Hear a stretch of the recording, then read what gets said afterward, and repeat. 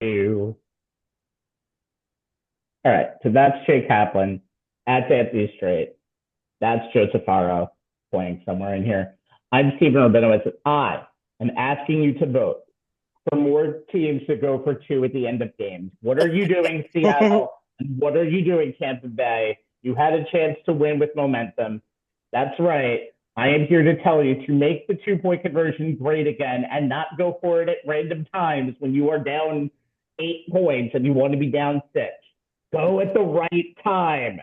This is the Yahoo Sports Lines NFL Midseason Report. I'm Stephen Rabinowitz, and I am giving this message. All right, tonight, as we hit the midpoint of another, let's just face it, dreadful season for the tenants of Giant Stadium, we'll go over both teams' first halves. We will also stop the depression by talking about the rest of the NFL, good and bad.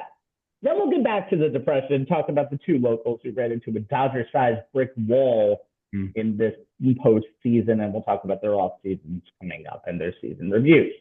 Joe Tufaro is joining us today, and when he is not repping, watching the Giants struggle a little bit, or criticizing the Jets, he joins me every Monday for the official review podcast. So if you want to hear more of us, that's where you can hear it. But let's start with the show. In a season that was make or break for this Giants organization's future, it's the latter. Not even really close to the main portion of it. A 2-7 record, an instant regret that Saquon is wearing Kelly Green at times in Philly, and Daniel Jones having a grand total of one touchdown pass at home this season gives you the recipe for a very spoiled soup. Before the Giants board the Otsl to Germany to face one of 8 other 2-win cohorts in the NFL this season and the Carolina Panthers, let's assess the Giants at midseason, Mr. Tufaro. Jay, start us off with a question. Yeah, Joe, obviously this has not been the season that the Giants are hoping for in a 2-7. They're more likely playing for a shot at the number 1 draft pick than the number 1 playoff seed. There are a multitude of reasons on both sides of the ball, along with injuries to key players, coaching decisions, and execution issues. Giants defense has been a statistically solid unit for the most part, ranked in the top half of the NFL in points per game, score percentage, points per drive, yards per game, top 10 in third down conversion rate, red zone touchdowns, and touchdown percentage allowed, first downs and passing yards per game. And they are surprisingly, because I was surprised when I saw this, number 1 in the NFL in sacks. Yeah. The only areas where they're in the bottom third are yards per play, passer rating against, yards per attempt, rushing yards per game, and yards per carry. Giants offense has been another story. Ranked 25th or worst in scoring percentage, points per drive, red zone touchdowns, total yards per game, yards per attempt, per completion, touchdown passes, as Rabbi kind of alluded to, passer rating, sacks allowed, and they are dead last in points per game and red zone touchdown percentage. No matter how some in the organization may try to spin it, if there's anyone left still attempting to spin it, there comes a point where, as former Giants Super Bowl winning head coach Bill Parcells used to say, you are what your record says you are. So, Joe, what's the biggest reason, in your opinion, that the Giants are what 2-7 says they are?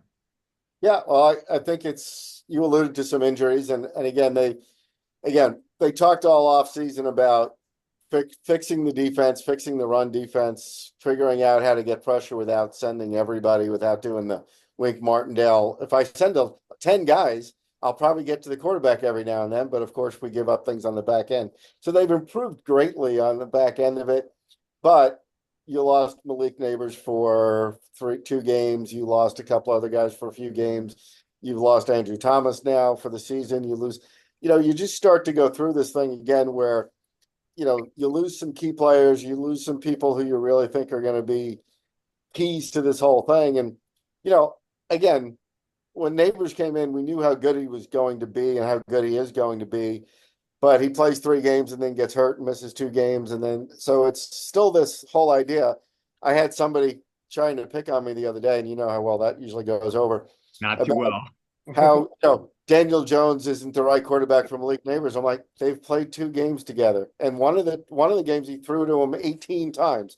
So I'm not sure it's Daniel Jones's problem. I think it's a team problem. And again, there aren't enough other weapons.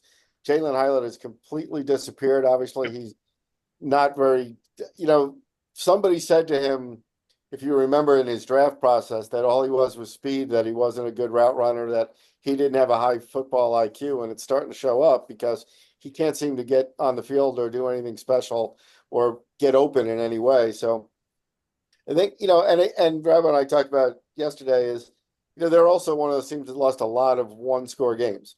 And again, you're giving up. Yeah, you're near the bottom in run defense because teams are so far ahead of you that they just run the ball to run the clock out. And, basically that's what they've done in the end of drives in the last couple of games, right? Is somebody's taken it 75 yards on the ground, and beating them up. So I don't know. I don't think the coaching's been great. I don't think that, and the reason I say that, it's not that I think Dable's not calling plays correctly or any of that, or Shane Bowen. There's too many penalties. There's Oh too my God. many pre-snap penalties. Yeah. And although they've been on prime time, which I think exacerbates the delay of games, are getting called like this. The motions are getting called ticky-tack because it's primetime game and everybody's watching the officials, and so they're starting to pick on different things. That offensive interference call the other day was a complete joke. And we went over it yesterday, Rabbi and I, so I don't want to go over that again. But there's too many of those. There's too many illegal motions, too many guys not being set, too many offsides, too many holding calls. And it's pre-snap stuff that really bothers you because that's just discipline. And Yep. you think that that's the problem with this team, would be discipline. So that's the disappointing part. So I don't know if that's assistant coaches, if that's whatever else is going. Like I said, I'm not positive it's Daboll's play calling because he seems to want to be aggressive at times. But he's also smart enough to say, hey, if we can run a screen pass 3 times in a row and I get 25 yards each time, I'll just keep doing it. And there's nothing wrong with that. And like I said, Shane Bowens came in, and in the beginning, his defense looked terrible because they couldn't get any pressure on the quarterback.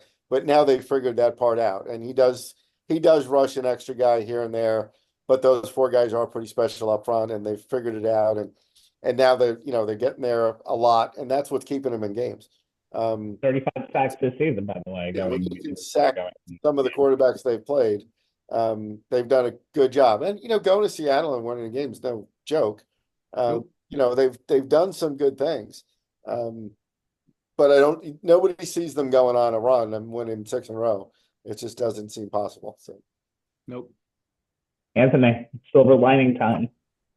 Yeah, yeah. Well, all that said, that's definitely a mouthful.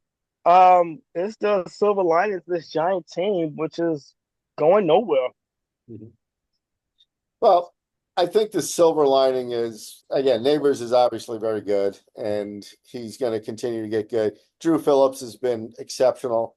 The kid out of Kentucky as a slot corner, a good tackler. He's going to do good. Tyler Newman's been good.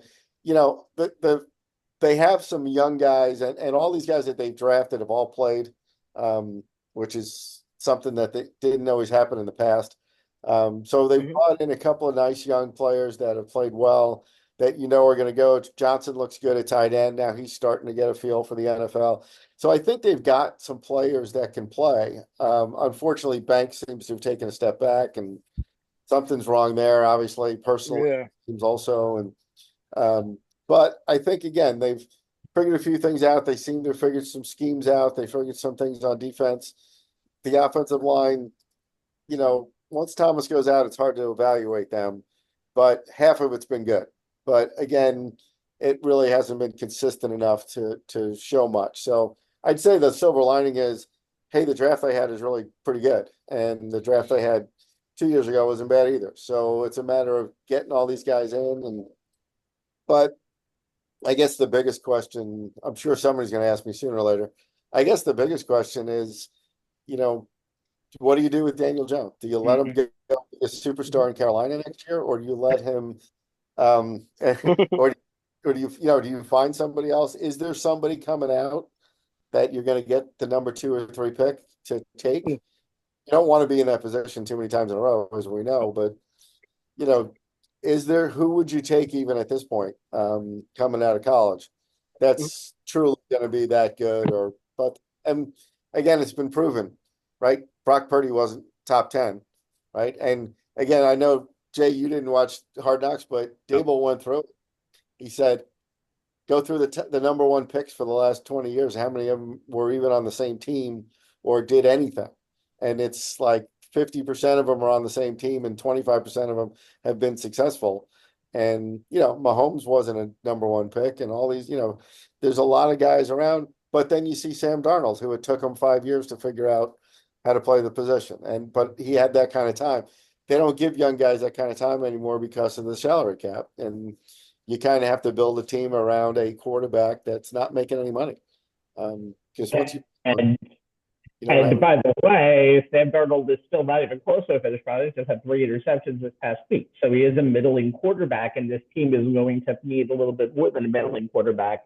You can have kind of a draft that you had in 2021, which was just, well, it looks like it was full of misses. And we kind of talked a little bit about Trevor Lawrence yesterday and how he's kind of regressed going forward. And but you can also have a draft like this year where it seems like you have 4 legitimate starters for the future with going on. So with all that being said, Joe, 8 games left in the season, so we're kind of over the halfway point. The entire NFC South still left to go because schedule makers love to stack in the wrong spot. 2 more division games, Indy and Baltimore. We know that. Yeah, we know that very well. We can talk about that in a little bit. But Joe, we talked about Daniel Jones. Kind of mentioned that beforehand and the games that are left. We know that there's always going to be a hot seat when you have 2 bad years in a row in terms of Brian Daboll and the Joe Schoen era. So what is the focus going into the second half of this season? Well, I think you just have to continue to teach the young kids and to try to get execution to be better because, again, Daniel's not been bad. It's not, he's had a lot of games where he's had a lot of high percentage completions. He's had a lot of good plays under his belt. He, early on, he did a couple of stupid things, but every week when they talk to Daboll and then you go back and watch the film and he goes, hey, he's making the right decisions. So what does that mean? And Jay, you know this better than anybody. If the right decision is to check it down 8 times in a row, then you're not going to get any big plays. If the right, because you don't have time to throw it. Or if the right decision is to try to hit it, you have one-on-one on the outside, so throw it up. If the guy doesn't make the catch or whatever happens, that's the play. That's what you've done. You just have to continue to keep doing that and try to execute. I went through the schedule the other day just for fun because I figured one of you guys are going to ask me this. I still see they can get to 6 wins or 7 wins. It is possible. When you look through that schedule. They have to win this Sunday, by the way, to get to that number, though. Yeah. They have to beat Carolina. You got to beat Dallas, who's falling apart. You got to be able to beat New Orleans. You have to be able to beat, those type of teams. Yeah. It's not impossible to get to that point. I'm not counting them beating Baltimore or something like that, but I think that, which they did last year, by the way. I still think 2 years ago. Let's be sure. 2 years ago. Only loss that Lamar Jackson's ever had, by the way, against the NFC. Exactly. So something, things do happen. Sometimes how to play a team or a player. But that was Wink Martindale against the guy he saw in practice every day. So he knew exactly what to do to Lamar Jackson. But anyway, getting back to I think they could win 6 to 7 games. And then again, where does that put you? Does that put you at the 11th pick or 10th pick? To the point where you can't move up. So even if you wanted to then go get a quarterback, you're going to be going up against who? Carolina's going to need a quarterback. New Orleans is going to need a quarterback. The Raiders are going to need a quarterback. Like you start looking through that thing again and you're going, okay, so we're going to miss out on the top 4 or 5 guys anyway, because we can't move up from 10 or 11. And then Anthony will yell at me that they should have lost every game going forward and should have gotten the number 1. But that's just how it is. And you don't know. I don't know what they're going to do because there's no, I'm not starting Tommy DeVito. I don't think it's poor quarterback play at all. I don't think these are there, and that's unfortunate. So yeah, the Daboll Schoen thing. There's no way Schoen should go anywhere because again, I don't think Schoen's going to go anywhere, and I don't think Daboll should go anywhere. Yeah. Honestly, I think this is more of a player issue right now, and they need a little bit of a reason. The only thing that ever could change my mind on anything is if Bill Belichick called John Mara and said, I'd like to come back, he'd hire him the next day. And he'd fire anybody he wanted to fire. And you know, Belichick's been pretty outspoken about how they should not have let Barkley walk. They should not have done different things. And so, but he has a lot of respect for the organization, and it's one of the few places that he would go. Mm-hmm. And if he did call him next year, or if he called him the year after and said, "Hey, I'd like to come back," he's the reason they hired a couple of different guys, because they do talk all the time.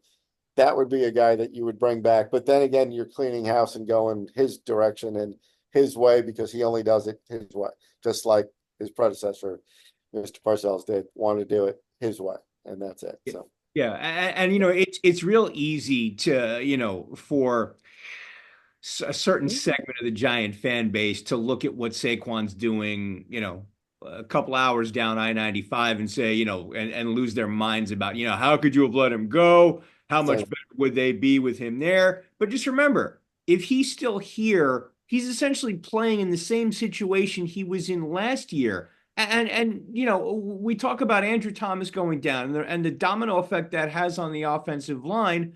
Not only does that impact Daniel Jones and what he's able to and what he's not able to do in the passing game, it would also impact the running game as well. I think my only issue with the Barkley thing is you got nothing for him. Right. There's that. Yeah.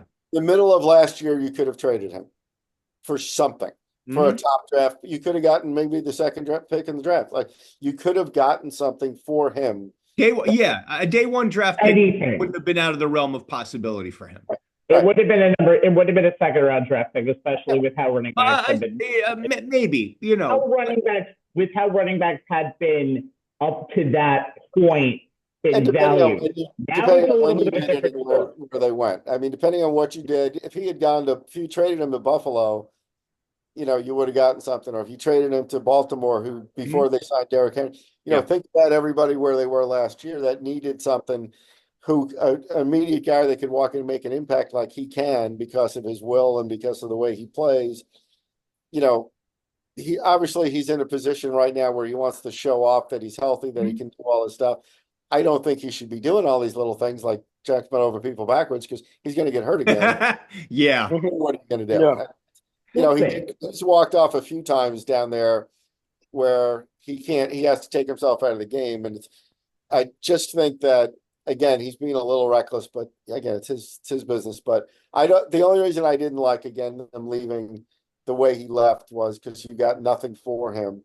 And it actually looked like it was like an extra $1 million a year than what they were paying. Like, it didn't make sense from what they were offering to what he wound up getting. It wasn't that much of a difference. So nope. And one last thing to watch for, Rabbi, in the second half, and I know it's being bandied about in certain circles, the injury guarantee proviso in Daniel Jones's contract, and it's starting to get talked about. And trust me, the more this team loses, the more it's going to become a thing. I don't personally agree with it, but you guys watch. It's going to take on a life of its own. We'll see how that goes up going forward, but that's something that's more speculative than anything else. To be fair, all of this is speculative, but let's move on to the kings of speculativeness in New York. Sorry for what I'm about to do, guys, but on to the Jets. Jets always seem to be a mess. Never thought I'd get Chapel Roan on this show. And I have Don't ever now. do that again. Oh, I will do it more times. I have the mic. Anyway, they have a record that's a game better than the Giants at 3-6, but with a little more of a win-down attitude. A former coach in Robert Saleh that got fired before their plane touched back from the United Kingdom. And trading for Aaron Rodgers' personal weapon of Devontae Adams. You can understand why this 3-6 has a little more of New York, and it's in a panic. So let's keep calm and ask the same three questions from last segment. OJ. Yes, sir. So as the rabbi alluded to, the other tenants of MetLife Stadium are 3-6. And while some in the organization may believe that their 21-13 win over the Texans, which snapped a 5-game losing streak, may have saved their season, not so sure. They once again have a solid defense, which makes sense as the play caller for that unit hasn't changed. He just moved offices. They're top 10 in points per game, points per drive, passer rating against, yards per carry, top 5 in total yards per game, yards per play, yards per attempt, pressure rate, touchdown passes, passing yards per game, and sacks. And yet, despite finally having the quarterback they've been waiting for, the wide receiver one he's been waiting for, and a change at play caller on the coaching org chart anyway, we all know who actually calls the plays. They still have an inconsistent offense to the point that I was joking with these guys that after the first 5 weeks this season, the Jets had as many points, 93, with Aaron Rodgers at quarterback as they did with Zach Wilson at quarterback last year at the same time. They're bottom 10 in points per game, score percentage, points per drive, total yards per game, yards per play, first downs per game, yards per attempt and completion, rushing yards per game, yards per carry, and they're only top 10 in touchdown passes and third down conversion, all with Rodgers running the offense. And, you know, since that former Giants Super Bowl winning head coach was also the bench boss for Gang Green for 3 years, I'll reuse his "you are what your record says you are" quote and ask you, Joe, what's the biggest reason in your opinion that the Jets are what 3-6 says they are? Aaron Rodgers has been awful. I mean, the way he starts games out, last week, and again, I talked to Rabbi about this, and I thought it was funny. So the first play that they run after they got Davante Adams, they throw him out in the flat. He's standing there all by himself, like, hey, let's get the crowd into it. We'll throw a little pass out to Davante Adams, and everybody will be like, oh, here we go. And what does he do? He misses him by 3 feet. And oh, my God. And then, they're still not on the same page. He threw him a back shoulder the other day, and he just kept running. And, and Aaron Rodgers, again, I don't know how anybody's his friend, because he throws the back shoulder and Adams keeps running. And what does he do? He does this. He gives him the old, what are you doing? Like he's a rookie or something. You go, hey, maybe you should work with him a little bit more. Maybe you should communicate with these guys instead of, complaining about everything and getting guys fired left and right. It doesn't make any sense. Again, no. I think they fired Saleh. They fired Saleh too early, because after you lost the New England game, that's the day you fire your coach. You don't fire him 2 weeks before that. You wait until you do something stupid like lose to New England. That was a 1-5 team at the time, and you let that offense that has nobody playing for it walk down the field against your defense and beat you. So, they did that too early. So the timing's been off on everything. They bring in Davante Adams. Big deal. You beat a Houston team on a short week that had no wide receivers. That had lost both their top wide receivers the week before. So they had nobody to throw. They didn't even know anybody. They didn't have time to bring anybody in. They were playing in 3 days after they lost their 2 top guys. So I don't see it as anything that they did to create this momentum or anything like that. Their schedule does get easier, but they've been telling that for the last 3 weeks that their schedule was getting easier, and therefore here they go on their run. They were going to beat Pittsburgh. They got blown out and manhandled by Pittsburgh. Their defense looked You're terrible. welcome. Gave up 26 straight points or whatever it was. 31 straight points. 31 straight points. I went to bed 31 straight points. Straight points. It was 15-6. Right. So they were going to beat Pittsburgh. They were going to beat New England. They were going to beat whoever was in between. And so what have you done? And that was the easy part of the schedule, that we're going to make this run. So now they're looking at the next 3 games going, oh, well, these guys aren't any good and we'll beat them. Guess what? It's you that's not any good. And it's been the offense, partially because, again, he's missed guys by 20 yards. He's overthrown guys. He's missed. Even last week, he finally missed a guy and put his head down like, what am I doing? He missed Davante Adams on a go route on the second play of the game by 10 yards. And so it's been that part. And then the defense is out there for so long because the offense stinks that they're just getting run over. And, nobody's afraid anymore of, they've never been afraid of running at Sauce Gardner, and he's not tackling anybody. And, now he's starting to get called for the holding calls. He's starting to get called for the holdings. He's starting to get the pass interference call because they're not dominant anymore. And that's just the way it is. Their front four is still excellent, and they have enough guys that they can rotate in and out. They have no linebackers. Mosley, like we've talked about, seems to be pretty much done. They don't have any safeties. They're just not good. And, they can pretend like they're going to go somewhere after this one win, but I think they're, again, there's been a lot of bad. Rabbi and I were laughing about this yesterday. There's so many 2-win teams. I mean, it's unbelievable how bad half the league is. Oh. So yeah, you might get a 7th spot, but you're not going anywhere in the playoffs if you have to play. You're not beating Buffalo again. You're not beating Kansas City. I know the West isn't very good. The other part of the West isn't very good, but you lost to Denver already. So even the tiebreakers, right? So Jay, the tiebreakers would be against Pittsburgh, would be against Denver, would be against teams like that, maybe even San Diego, that you've already lost to. Yep. And you're going to lose to Buffalo again. And if you didn't get a chance to play Miami without Tua, you get them twice in the back half of the season. I was just going to say, if you get a healthy Tua, you're losing at least one of those games because you always do. Right. And that's just the way it is. And, so that's, to me, that's the state of them is their offense starts off so poorly. And then the defense is just so tired by the end of the game that they can't do anything. Yeah, no, I mean, you talk about, the expressions and the looks on Aaron Rodgers' face. And I think I may have remarked to this to Rabbi is that I don't think I have ever seen a quarterback, a team leader, a guy who is supposedly the face of a franchise. He has hands down the absolute worst body language and facial expressions I have ever seen. I'll give you one that you'll agree with me with. Cam Newton. Ooh. Just like Cam. I'm gonna go sit on the bench with the towel over my head. Is kind of the worst of it now. New era Aaron Rodgers is just somebody who kind of will throw players under the bus. Yep. See Williams, Mike. Now it's after today. Yeah, thank you very much for that. We'll take him. That's just let's get the we out of here for a second. But it's like a fifth round pick for a guy who they signed as a decent free agent and a guy who could have done it and stayed healthy through most of the year and was just never really utilized. So I think let's go to Anthony's question now, but there's a lot in Aaron Rodgers' repertoire that he doesn't want to change. And I think he has to change at this point because he's a great quarterback. He's going to be a Hall of Fame.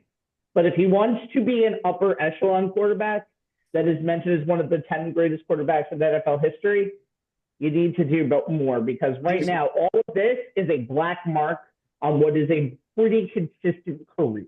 So, and Rabbi, here's the thing. He's not going to change unless you put him in a position like he was in Green Bay, where LaFleur basically said, you're running my offense the way I want it run.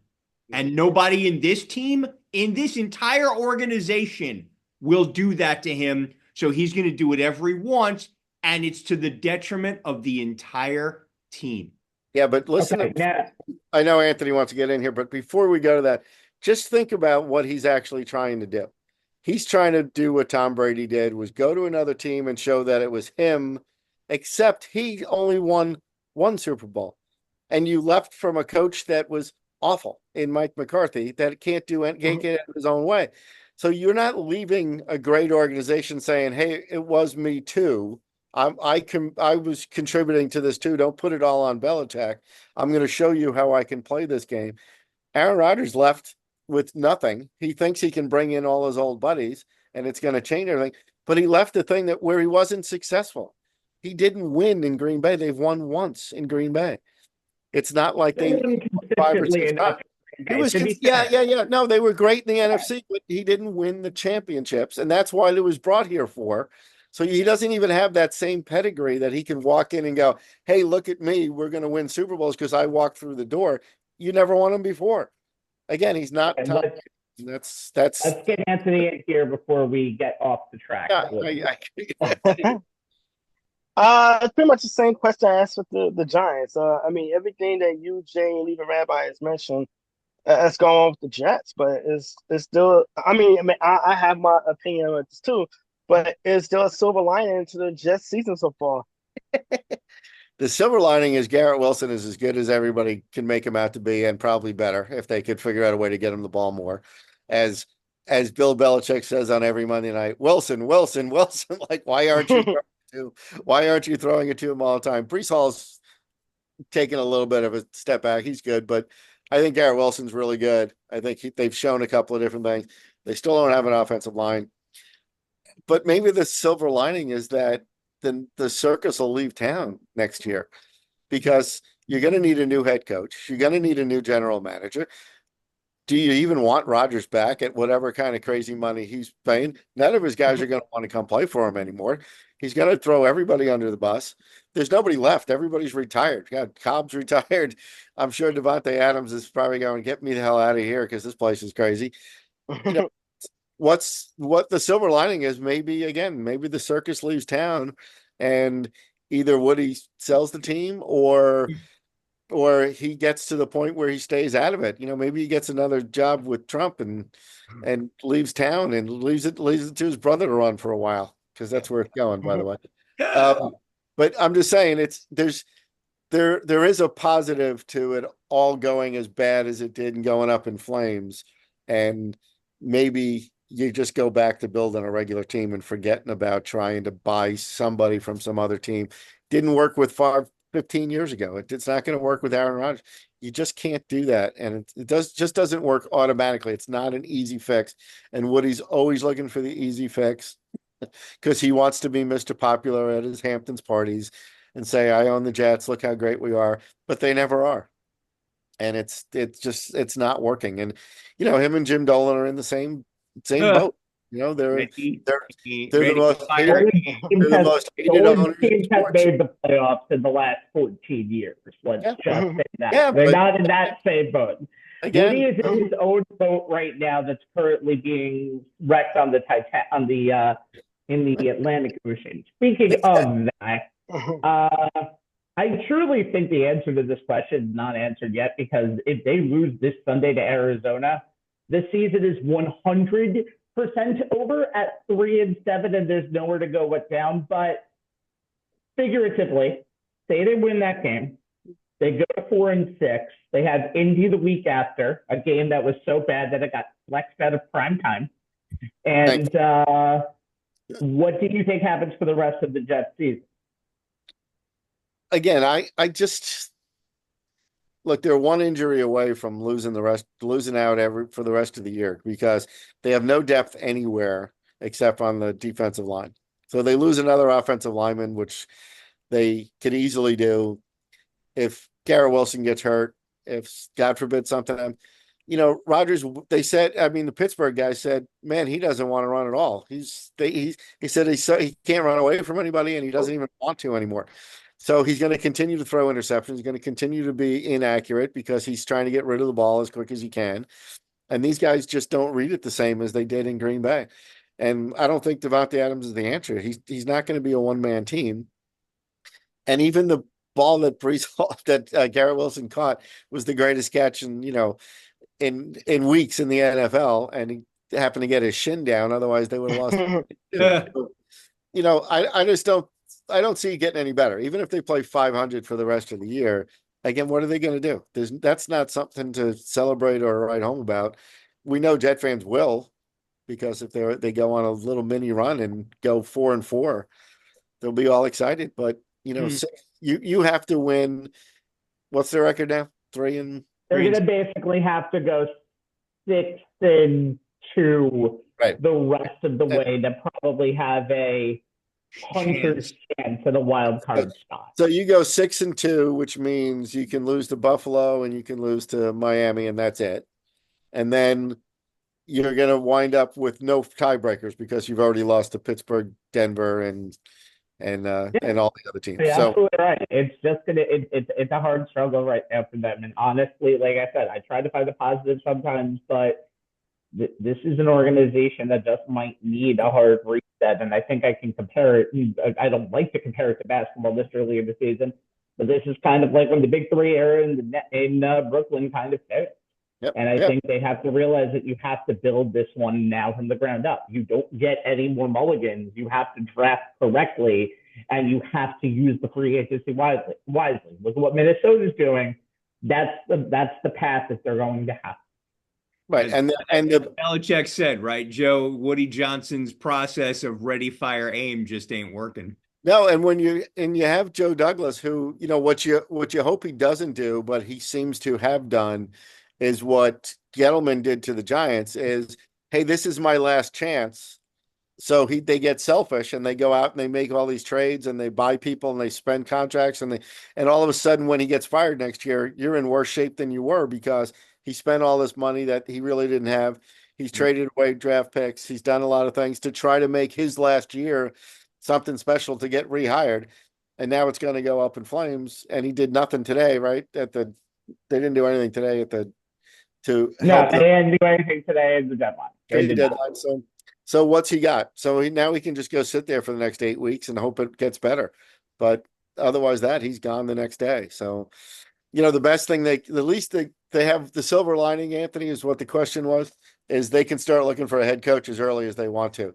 So they'll be able to be one of the first teams that can hire, they can look to get, if there's some hot coach out there, which is usually like the old Eric Bieniemy conversation, which never really works out. But if there is somebody out there that everybody wants, they'll be able to go early to get them and have conversations with them because they don't have one right now. They have a defensive coordinator that woke up one morning and Woody knocked on his door and goes, "Hey, by the way, you're the head coach. I'll call you at noon. I'll call you later." No, you're wrong because you're not going to get any power. All right, let's move on and continue on with this show. With all respect to the Chiefs, so we're looking to have the world's first nail-biting 17-0 regular season in American sports history. The Lions, who looked like the most complete team in football, which is a statement that was last said back in the 1940s, and the Ravens, who now present Lamar Jackson as their number 2 running option, by far. Yikes! You're not surprises or disappointed. The 4 of us have been assigned a surprise or disappointment. Anthony and Jay have the AFC. Me and Joe have the NFC. So, Jay, I tried my hardest, but the Steelers being 6-2 at this point is pretty damn surprising. Yeah, it's funny. When we were originally thinking about doing this show at the end of last week, I was kind of leaning towards the Broncos. They were 5-3 at that point, and they were looking, they were a surprise. I was thinking about the Chargers for this one, but I asked Rabbi, I'm like, look, you're an impartial, outsider, legit, and he's like, yeah, I gotta give it to you. I'm like, so okay. As a diehard Steelers fan, I did not see this coming. In no way did I expect them to be 6-2 and in first place in the AFC North going into their bye, especially when you consider that this offense is 30th in the NFL in red zone touchdown percentage, just 13 in 28 trips, 46.4%. Though arguably having the best kicker in the NFL helps offset that. Chris Boswell is 23 of 24 on field goals, 6 of 7 from 50 plus. 16 of 16 on extras.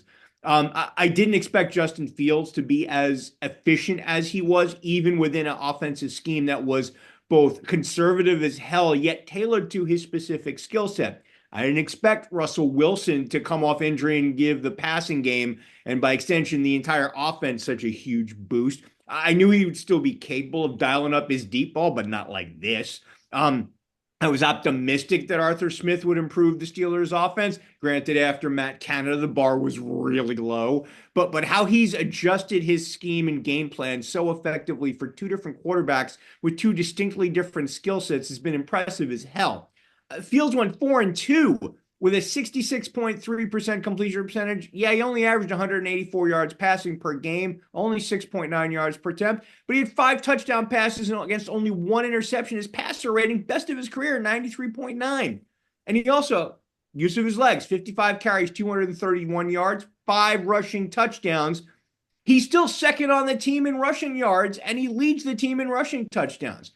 The offense averaged tick under 21 points per game, little under 300 yards per game. They did have 1 game over 400 with him at the controls. Wilson, 2-0, 63.2% completion. He's averaging 271 yards passing per game, 9.5 yards per attempt, 3 touchdowns, no picks, 111.9 passer rating.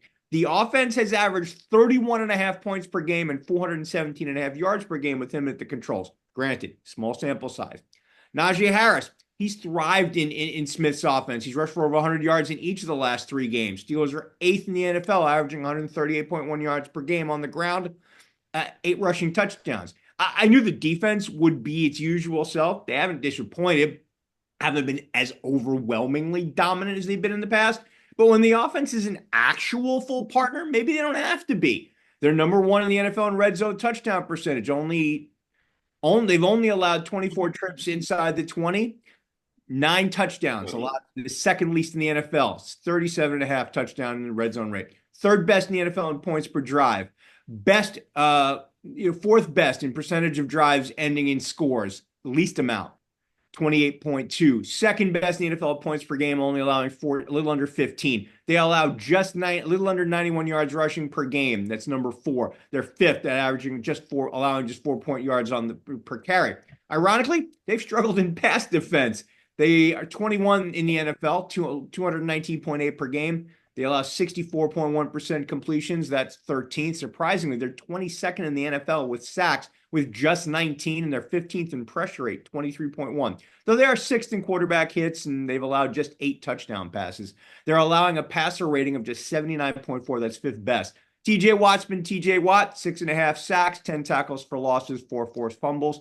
Rookie Beanie Bishop, guy's an undrafted free agent out of West Virginia. He's been channeling his inner Minkah Fitzpatrick. He has 3 interceptions in the last 2 games. Granted, look, the first half schedule hasn't been filled with playoff teams. It's considered the 6th easiest. Falcons, Chargers, they're likely to be there at the end. Broncos might be in the mix, but you can only play the teams that are in front of you, and only 2, Cowboys and the Colts, during a 2-game losing streak, hit the 20-point mark against Pittsburgh. That defense has been this stingy, with points allowed is no surprise. That the offense has been borderline prolific, especially since the return of Wilson, that's been a surprise. 426 yards of offense against the Giants. Topped would have been the previous high of 409 from the previous week against the Jets. Yes, Pittsburgh loves playing the New York teams. It's the first time since 2018 that the Steelers have put over 400 yards of offense together in back-to-back games. Look, need to convert a higher percentage of red zone trips into touchdowns. Wilson's return from injury, given the offense an added dimension and dynamic that has been missing basically since Big Ben's retirement. That deep ball. Long been one of the NFL's best at it. This offense, and in this offense, he's shown everyone that, Wilson's shown everyone he still has the ability to throw a well-timed deep ball and do it accurately. 6 games with Fields starting. Steelers had 9 pass plays of 20-plus yards. They have 9 in just the 2 games Wilson has started. That Monday Night Football game against the Giants, this is what Steeler fans were hoping for with Russell Wilson. He completed 71.4% of his passes, 20 of 28, 278 yards. That's 9.9 an attempt. 4 completions of 29 yards or more. Knows how to fit it into tight windows. It's allowed him to give George Pickens a lot more chances on 50-50 balls. Pickens averaged 4.3 catches for 60.5 yards through the 6 games with Fields. With Wilson throwing to him the last 2 games, 4.5 receptions, 92.5 yards per game, and his first touchdown. And it's no surprise Pickens has been the biggest benefactor. But Wilson has actually put Calvin Austin and Van Jefferson in better position to be productive as Pickens' running mates.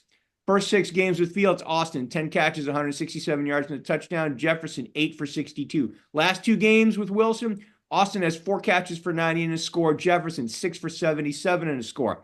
And suddenly the Steelers may not have as much need of a wide receiver as previously discussed, though getting Mike Williams from the Jets at the trade deadline today gives them another big-bodied wide receiver who's good at deep balls and contested catches when he's healthy.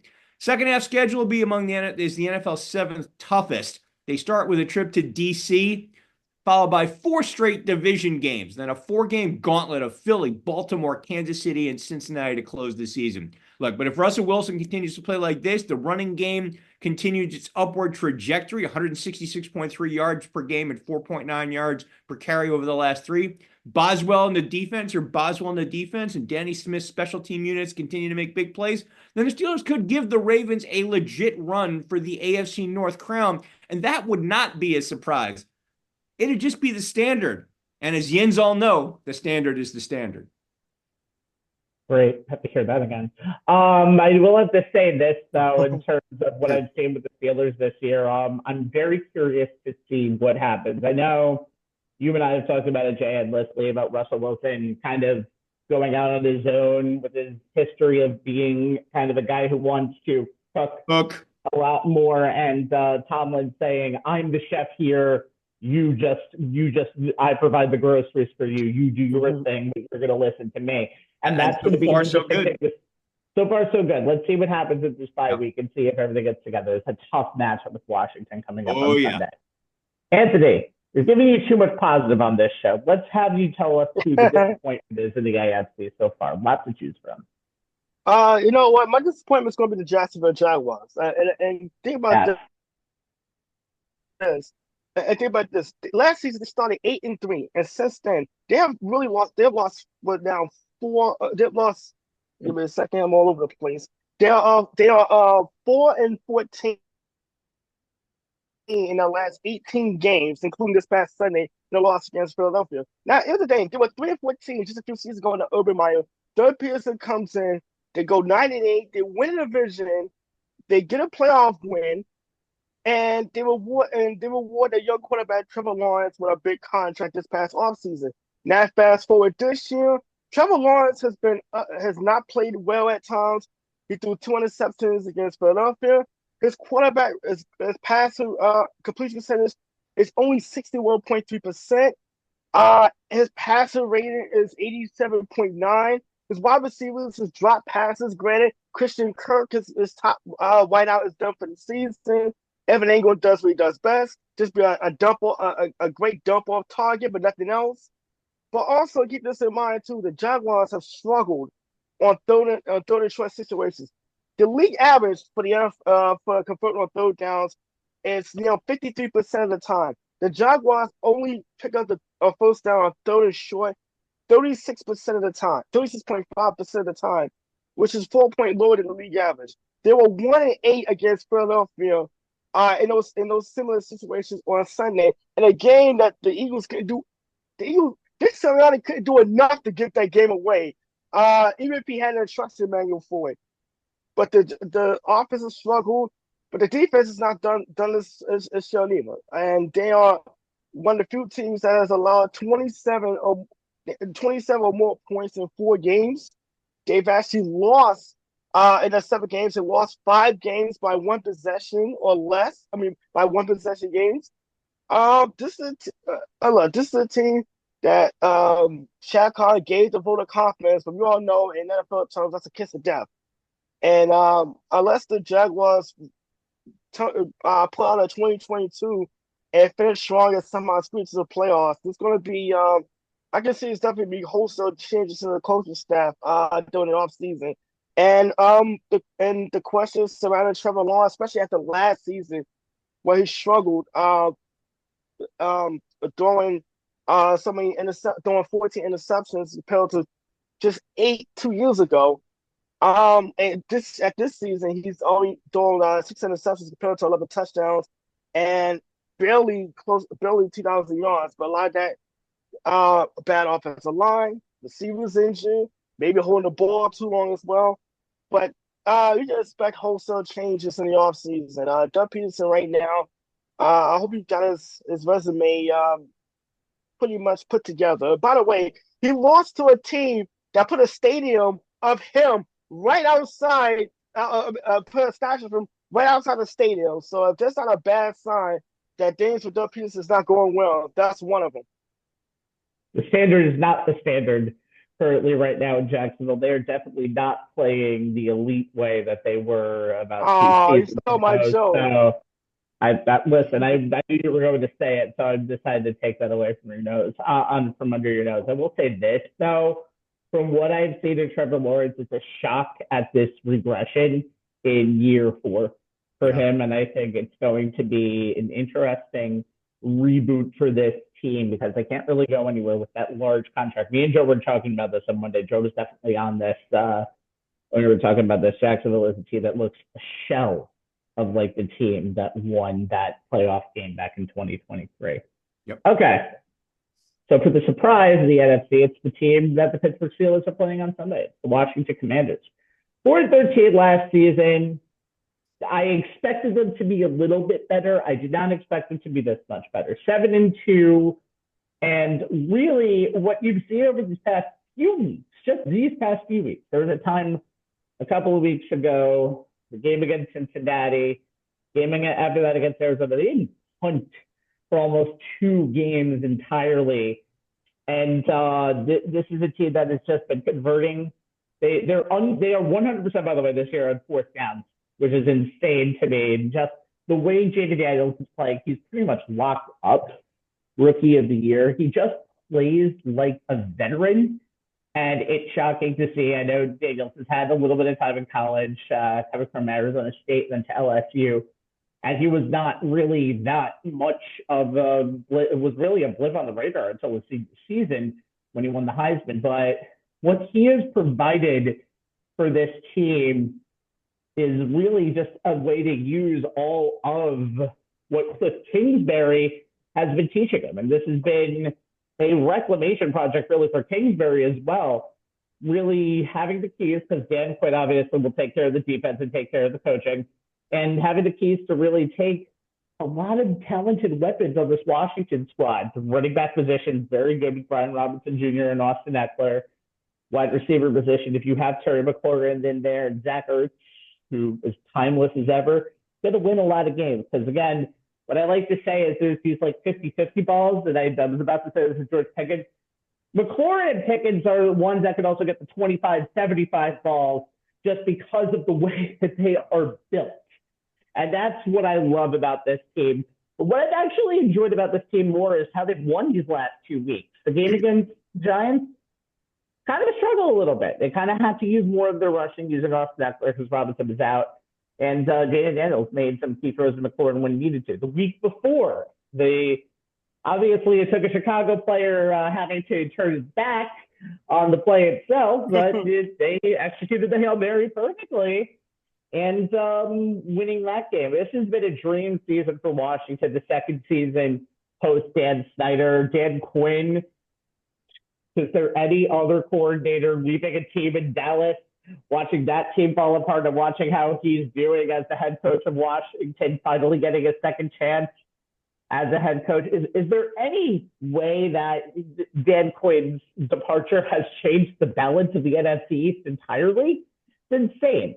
But Washington has been so impressive to start this year. Is there going to be a possible regression to me? Maybe. They got Pittsburgh this week, and then they're going to play Philadelphia just a few days later on Thursday night. There's still 2 games against Dallas. That's going to be huge considering they could be a struggling team coming down the stretch. And I would not be surprised. I will definitely not be surprised to see Washington in the playoffs. Not be surprised to see them possibly being a top 2 or 3 seed in the NFC. That's how good this team has been. Joe, Mr. Negative on the show when we do our good cop, bad cop stuff. I would like you to give me the most disappointing team in the NFC, and boy, you have the pick of the litter on this. It's so easy. It's got to be the Dallas Cowboys. And again, they got worse today. Jerry Jones is the only guy who could make his team worse on trade day. So if you didn't realize it last week that CeeDee Lamb had an AC joint, something was going to be wrong with him. You could see the way they were doing it. And I give him a little bit of credit for going out there and continuing to play in a game that they were getting hammered in. But not really, because the coach should have taken him out of that game. Trainer should have taken him out of that game because he's only going to get more and more hurt. And then you lost your quarterback for the next, 4 or 5 weeks, probably for the rest of the season, as far as being effective, because we all know how hamstrings are and how they can take care of you. And he hasn't. They had mentioned that he had stopped running pretty much also this year because he was coming back from his other injury, and now he's got a hamstring. And of course, you always get a hamstring when you're trying to protect your other injury, right? Which is your ankle or your foot or whatever. So they've just destroyed themselves. The coaching is just atrocious. They got to the point last week where they were actually showing some desperation, trying the fake punt that had no chance of working.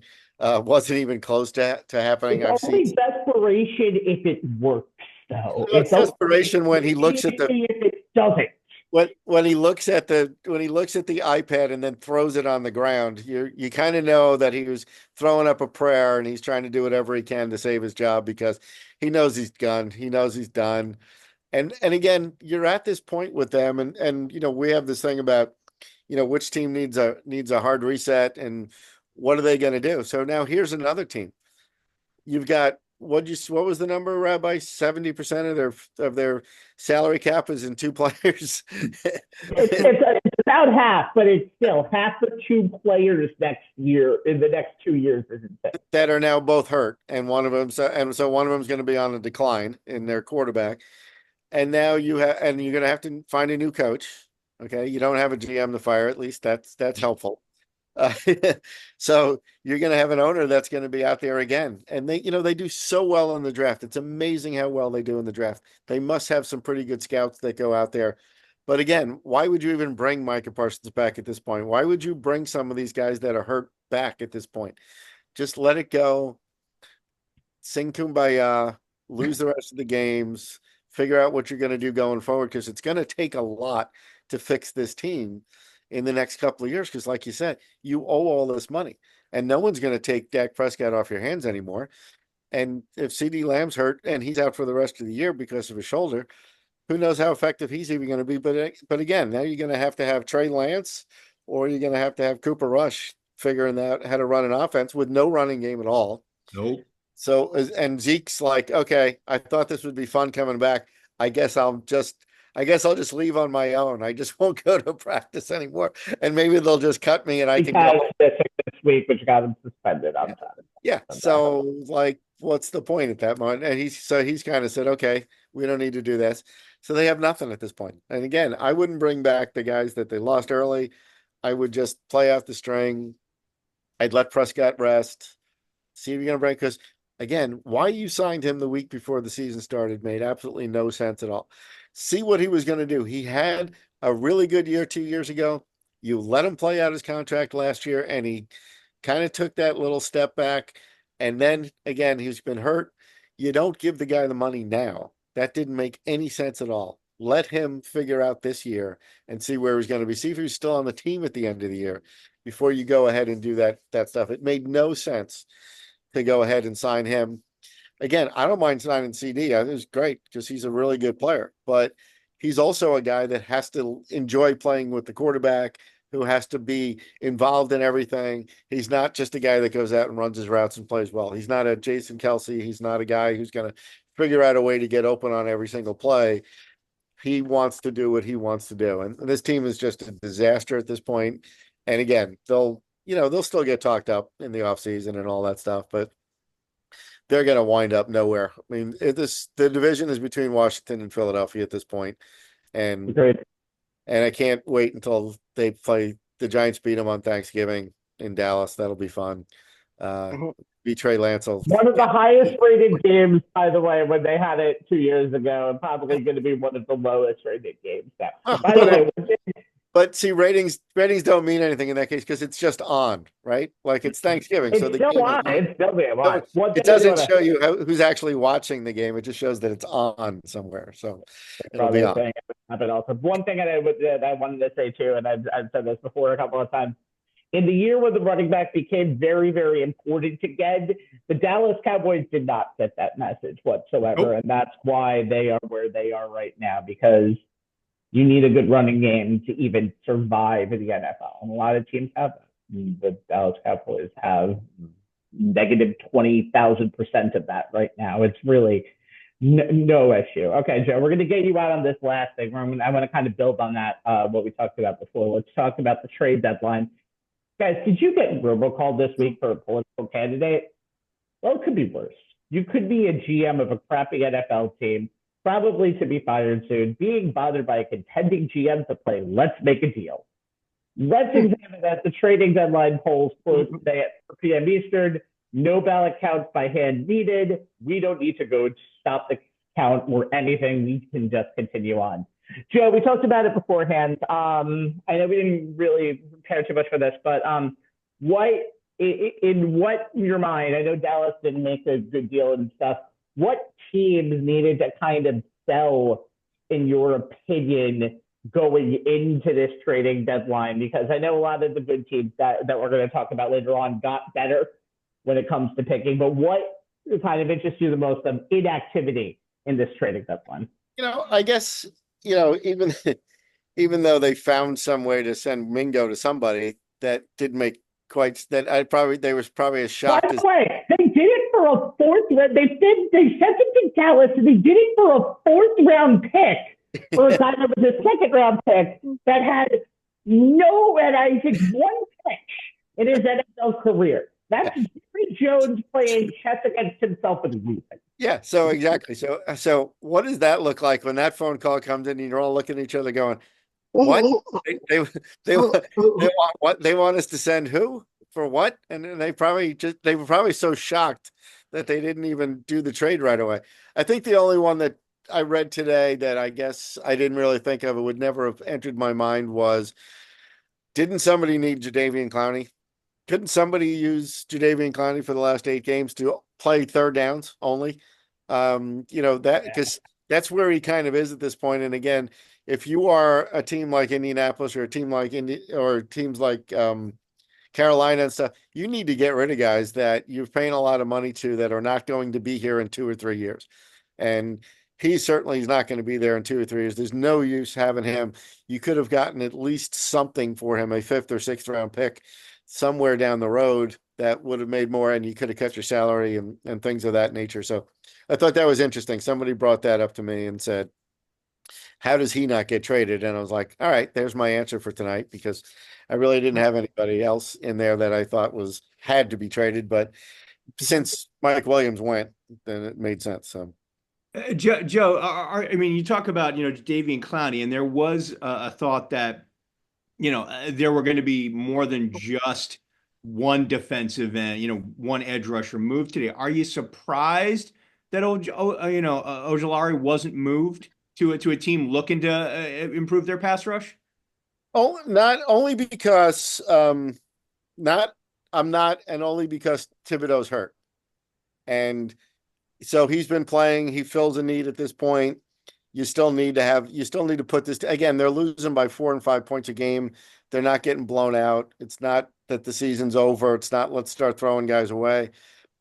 If Thibodeau was healthy and he wasn't playing because Thibodeau was healthy, I think that would have made a difference. And maybe, again, somebody needs a pass rusher somewhere, I'm sure.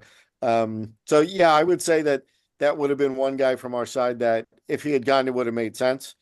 But I don't think it was a necessity for us. He's not making a lot of money. He is playing every week. He's playing fairly well at times. So it's not something that we had to do. I'm sure they got some calls today on some people and just wasn't worth it. And again, they're pretty good at figuring out value, and you don't want to get fleeced like Jerry did. So, that they're smarter than that, at least. So, boy, we love making fun of Jerry Jones on the show. It's just always fun. It's so easy. It's never not fun. Joe, we're gonna let you go, by the way, unless you have anything else for us tonight.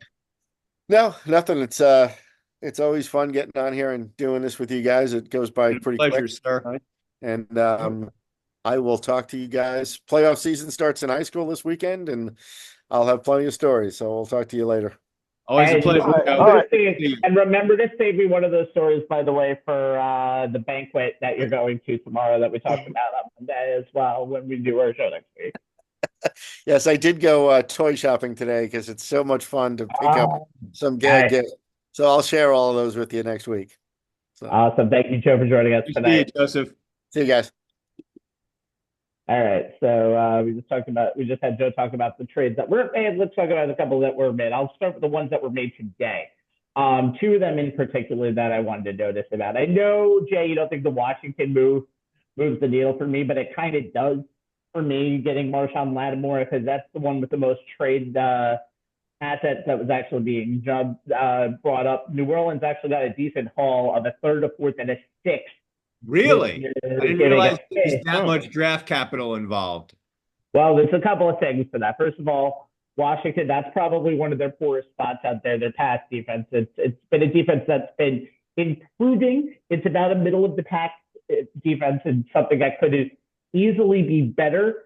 It's better than expected, but this is considered to be one of the most horrible aspects of this team this year. They've been pretty good at keeping teams out of the end zone, but if you saw the Chicago game, they got in there a lot more. And Chicago hasn't been the greatest offense in the world. If you saw them last week versus Arizona, And the same with the Giants last week. Daniel Jones did have a pretty good game, notwithstanding actually throwing for almost 200 yards after throwing for a grand total of 0 in the first half. So getting Lattimore, who is under contract for 2 years, by the way, which shows to your organization that you are here for the longer haul, and you should be. I mean, Jaden Daniels is only 22 years old. He's only going to get more wiser and have more experience going forward. It's a good trade for a Washington team that wants to compete in the NFC. The kings of the NFC, and in my opinion right now the NFL, are the Lions. And the only real issue that they've had, and it's not really even an issue for me, it's just a thing that needs to be a tiny bit better, is the fact that they haven't really been able to get to the quarterback since Jaden Hutchinson got injured against Dallas in week 6. So they get Cleveland's Zadarius Smith today. And then they only have to give up a 5th and a 6th to get Smith at a 7th. And that 7th is the 7th and 6th aren't even until 2026. Smith has 5 sacks this year. No one on the team has more than 2.5 sacks. They only have 7 pressures, though, and he's going to be in a defense that's a little different from having, Myles F. Garrett in there on another side, so you can do whatever you need to do. But even though they only had a single sack in the last 2 games, the Lions won those last 2 games by 30-plus points and by almost 20 points in games that were both lappers. The Lions are the most complete team in the NFL right now. Again, something that hasn't been said since the 1940s. Congratulations, the Lions are finally making it back into this area. 32 years old for Smith. He is in 10th season league. He's only going to probably be here for the rest of 2024. He has signed through 2025, but you could easily dump him if you need to. This is Super Bowl or bust team in Detroit, and I think the moves that they've made have showed, they have no reason to not be serious. I wouldn't say overachieved, but they are just complete in all areas. They're not a team that's going to wow you all of a sudden now with the ball for Jared Goff. They can do that. They have a running back. They have 2 of the top 20 running backs in the league right now. They have one of the most consistent passers in the league that's now gone from throwing 10 to 11 interceptions a year to having games where he doesn't even throw an incompletion and doesn't even get a game ball from Dan Campbell. Thanks, Dan. Good job. But I would say this, Detroit just needs little bits of help on defense every now and then, and getting somebody who can get to the quarterback is a big help. So Detroit did no wrong with this trade, and Washington definitely didn't do any wrong with their trade either. It's great to see teams like Detroit and Washington really showing themselves right now as carefully well-built organizations. They've gotten to this point via how they've built over the last few years. And when you have owners and general managers that are allowing you to do what they're doing, and you have the right people in place, you have success stories like these two. Yeah, the only caveats with each one of those trades, with Lattimore, it's a question of, can the kid stay healthy? He's missed 17 games over the last couple of years. He's had some issues with his hamstring, and obviously that's a lethal injury for a cornerback who you're looking to have travel with the number 1 wide receivers against your opponents. If he can stay healthy, yeah.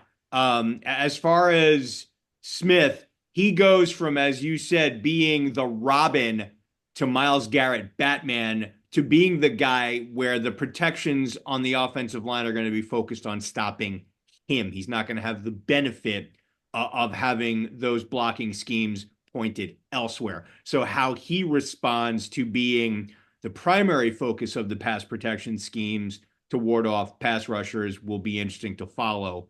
But as you said, the lack of pass rush that they've had since Hutchinson's gone down hasn't really been as big an Achilles heel as we thought it might be.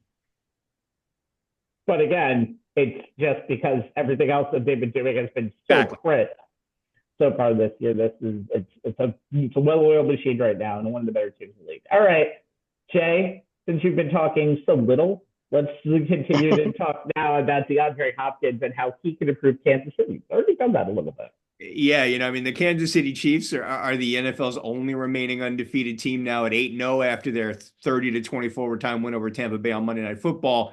But through the first 6 weeks of the season, it seemed like they'd won games with a combination of smoke and mirrors and by hook or by crook with a side order of Mahomes' magic. And it's only a side order because no one would look at his numbers and say they're Mahomes-like. Through those first 6 games of the season, Mahomes, yeah, he had a 67.9% completion percentage, but he averaged just 231.5 yards passing per game. He was on pace for a career low if that held. 7.43 yards per attempt.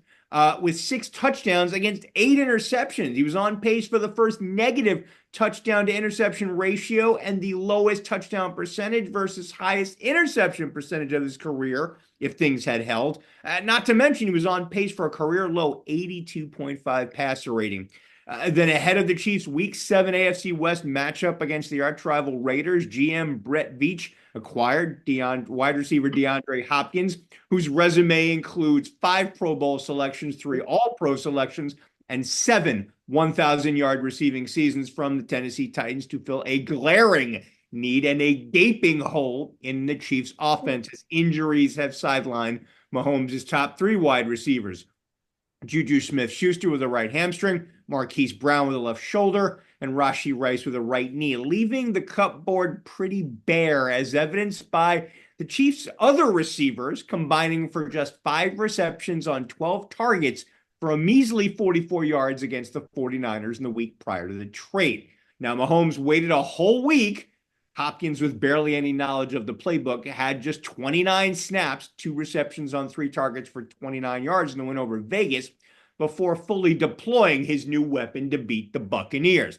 Now, with another week of practice to learn the playbook and the scheme, Hopkins, as head coach Andy Reid predicted, got several more opportunities in his second game in his Kobe Bryant-inspired number 8 Chiefs jersey. Mahomes targeted him right out of the gate, and Hopkins had 4 catches for 30 yards in the first half. When it was all said and done, Hopkins looked very much like the wide receiver 1 he was in his prime. 8 catches, 86 yards, 2 touchdowns. Mahomes is now the 14th quarterback to throw a TD pass to Hopkins. Go figure that one. The Chiefs quarterback couldn't say enough about the newest addition to the wide receiver room after the game, saying, quote, I mean, he's so good at winning one-on-one, and so to be able to have him down in the red zone, 3rd down situations, he does a good job of filling out and finding those windows, kind of like Travis does. I think as he figures out the whole entire offense, he'll get even better because there's some times he's going places and I'm like, man, there's a time and a place for that. But that's what makes him great. Now, Hopkins' presence and production were a big part of why tight end Travis Kelce racked up a career high 14 catches for 100 yards. Defensive coordinators now have to account for Hopkins, which takes a lot of pressure off Kelce. You can't double cover the Chiefs tight end, which allows him to do the things we saw him do back when Tyreek Hill was drawing coverages away from him. It was a reminder of what Hopkins can do with a legit QB1 throwing him the ball and what Mahomes can do when he has a legit wide receiver 1 at his disposal alongside his all-pro tight end. Hopkins and Kelce were open at the same time on numerous plays in the win over the Raiders. As Hopkins noted after the game, he and Kelce are 1 and 2 in the NFL in terms of longest active streaks of games with at least 1 reception. Hopkins is first at 169, Kelce second at 165. They are also tied for the most receptions among active players with 945 each, and now they're on the field together. Mahomes has proved he can win championships without a true tier 1 wide receiver, but what he does need is a motivated, viable, and reliable wide receiver to help him keep the Chiefs' offense going. Hopkins can be that wide receiver based on his route running ability and his success in creating yards after the catch. And while he may no longer be at the same level as the Justin Jeffersons and Jamar Chases of the NFL, Hopkins is still more than capable of taking over a game, as evidenced by his 75 catches and 1,057 yards, 14.1 average, and 7 touchdowns last season with the Titans, who had shaky quarterback play at best, including 3 games of 7 receptions in his last 5 to end the season. He started this year 15 catches for 173 yards, 11.5 average, and 1 touchdown in 6 games with the Titans despite continued inconsistent quarterback play. Now he has Mahomes playing pitch and catch with him. Hopkins is a solid route runner from either the perimeter or the slot, whether the formation is tight or spread wide, whether it's a corner route against a cover 3, a digger crossing route in the middle of the field against zone coverage, an out route from a tight bunch formation or a slant route to beat man coverage. Hopkins can handle them all. He has the experience and ability to quickly recognize any coverage he sees, the versatility to play any receiver spot in the Chiefs scheme. And with his size at 6'1", 212 pounds, his hands and his catch radius, he'll be a threat in the red zone, as we saw against Tampa Bay, as well as on 50-50 balls. And while he may not be as explosive as he used to be, he can still create an easy throwing target, even if he doesn't get optimal separation from the defensive back covering him. Think about this, guys. When Smith-Schuster returns in a few weeks, Mahomes will have 3 pass catchers, along with Kelsey and Hopkins, who can run rough shot over zone coverages from any spot on the field, plus rookie Xavier Worthy's ability to take the top off any defense from either the slot or the perimeter. The Chiefs have gone 8-0 with an offense that was a shadow of the SportsCenter top 10 unit we were used to seeing. If the Tampa Bay game was a peek at what's to come in the second half of the season, the rest of the NFL should be afraid, very afraid.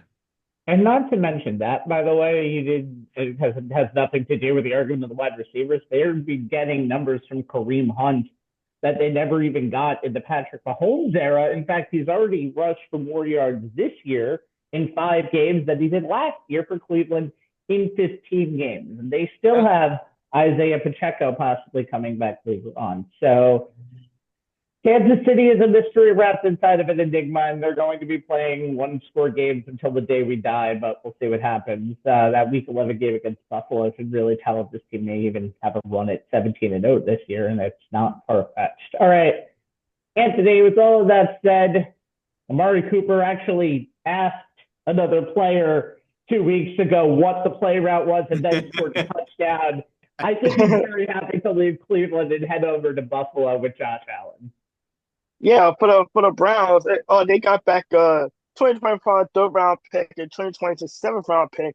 For the Bills, I mean, that's a small price to pay, and also considering the Browns restructured his contract, and for a team that only had $3 million left in the salary cap, this is a low-risk, high-reward trade, considering now they have Amari Cooper's $1 million under contract for this season. Look, the Bills needed some kind of a number more wide receiver. I mean, Keon Coleman, they thought Stephon Diggs is in Houston, who's now on IR, and Josh Allen, despite all that, putting up MVP caliber numbers, the Bills' offense in some games have looked pretty pedestrian. They just do not have the ability to get to trust the ball downfield, and this is where Amari Cooper comes in, because that's what he's been known for, being a big play threat. He's played at least 14 games in every season of his career. It's reached 1,000 yards in 7 of those 4 seasons. He's coming off a year when he had 1,250 yards receiving, and this is with 1, 2, 3, 4 different quarterbacks playing for the Cleveland Browns last season. He's been more of a deep threat than ever before. Caught a next chance, 14.2 average air yards per target, and career highest in yards and catches over expectation 5.6 per NFL next gen stats. I mean, that's a lot to spit out. But here's the thing, though, and the risk for the Bills is Amari Cooper's production has tended to dip when it comes to man coverage. His route numbers have dropped to at least 1.2 yards against man-to-man coverage, so that's a bit of a concern there.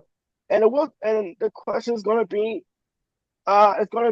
was Amari Cooper just simply a product of the dysfunction that was the Cleveland Browns quarterback situation, Deshaun Washington in particular, or is this the start of a trending decline? He is age 30, and he has been in the league since 2015. More often than not, wide receivers, when they get up in age, their production starts to dip. But the Bills are willing to take that reward. I mean, they're in a position where they're going to pretty much run away with the AFC East, all these considered, and a chance to compete with Kansas City for at least one of the top, the top spot. They'll definitely find a way to get into one of those, to get a number 2 seed and guarantee themselves at least 2 home games. But for Josh Allen, hey, look, another target, another guy he can try to get the ball downfield. Buffalo, I mean, for the Buffalo Bills, a couple of late round draft picks, a small price of pay for a team that is just finally trying to get over that hump, which could be the Kansas City Chiefs over again come January. So this is a trade that if you're the Bills, you love it. But the Browns, you just need to get something out of a guy that you was going to have away next gonna have around next season anyway. Browns have a long way to go, and I think getting even pennies on the dollar for some of the assets that they've acquired might be a first step because they have a lot of stuff to think about when we get to the offseason. So it's been very Yeah, interesting. and Rabbi, we talked about the Bills losing Stephon Diggs and how they're going to replace him. They lost Gabe Davis as well in the offseason. You wondered, uh, who is Josh Allen going to throw to? I dare Josh say, Allen. I It's essentially Josh Allen. It's essentially right. all Josh Allen. He's gonna bounce it off his offensive lineman's helmet and he's gonna then catch it and run with it. But that I dare say that Cooper is an upgrade over what Diggs gave them. And if that's the case, and these guys can have some really good chemistry built by the time the playoffs roll around, who knows? I don't think it's an upgrade. I do think it's a necessary move, but I think what they did this offseason was really to kind of establish that Buffalo is Josh Allen's talent. He can make stuff work, and he has made stuff work for years, and that's why he is one of the preeminent quarterbacks in the NFL. All right, guys. Helps when you're throwing to someone other than yourself. I mean, again, it's a lot of people like Kincaid, like Coleman. It's a lot of people that have really gotten into what they've gotten so far. And this is going to be one of their easiest AFC East titles that they've gotten in a long time. All right, let's get into what we've been putting off for a long time.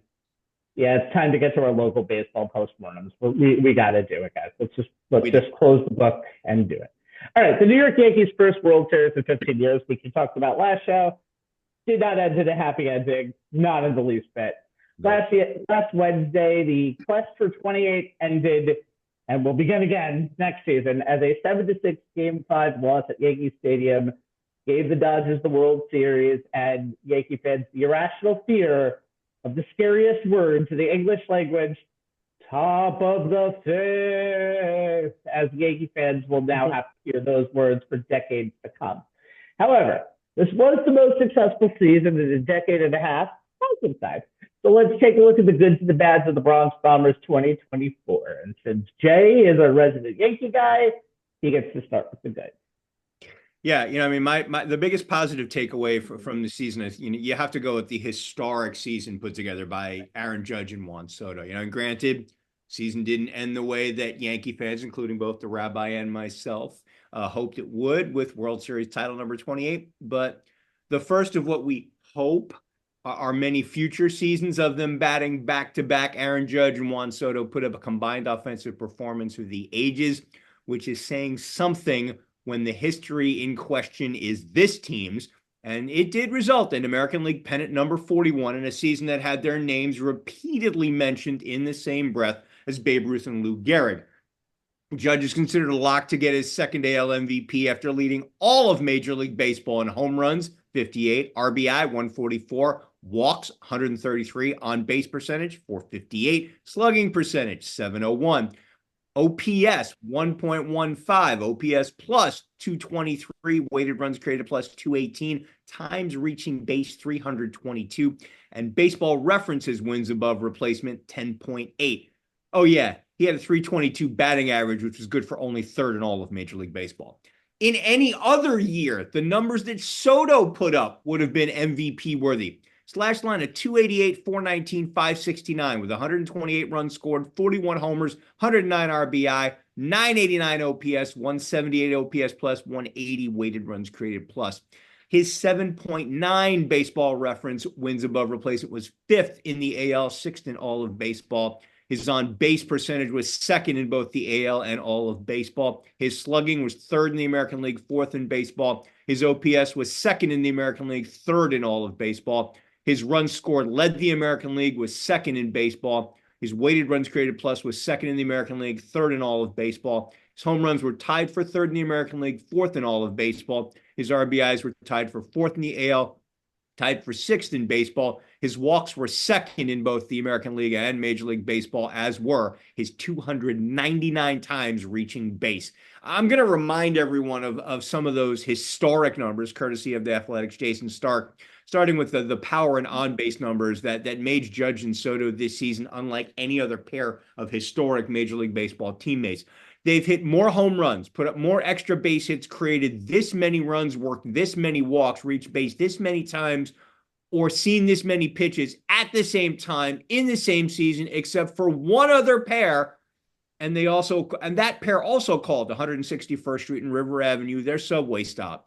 Yeah, it's Babe Ruth and Lou Gehrig. Let's start with the home runs and the walks. According to Mr. Stark, and courtesy of his friends at Stats Perform, Judge and Soto were only the second set of teammates in baseball history to rank in the top 3 in homers and walks in their league in a single season. The first, the Babe and Larrapin Lou, who did it 3 times in 27, 30, and 1931. Now let's talk on base percentage. Times reaching base, walks, OPS, and win probability added. Judge and Soto were first and second in all of Major League Baseball in the following stats this season.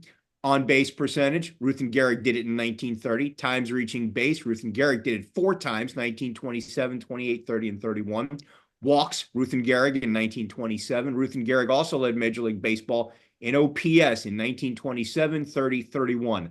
Judge and Soto finished 1 and 3. Win probability added, Ruth and Gehrig led in 26, 27, 28, and 31. Judge and Soto were 1 and 2 in the American League, but finished 2 and 3 in Major League Baseball. But wait, per Mr. Stark, there's some more Ruth Gehrig comparisons for Judge and Soto. Hit teammates in history with 120 plus walks and 100 plus RBIs, Judge and Soto. That's it.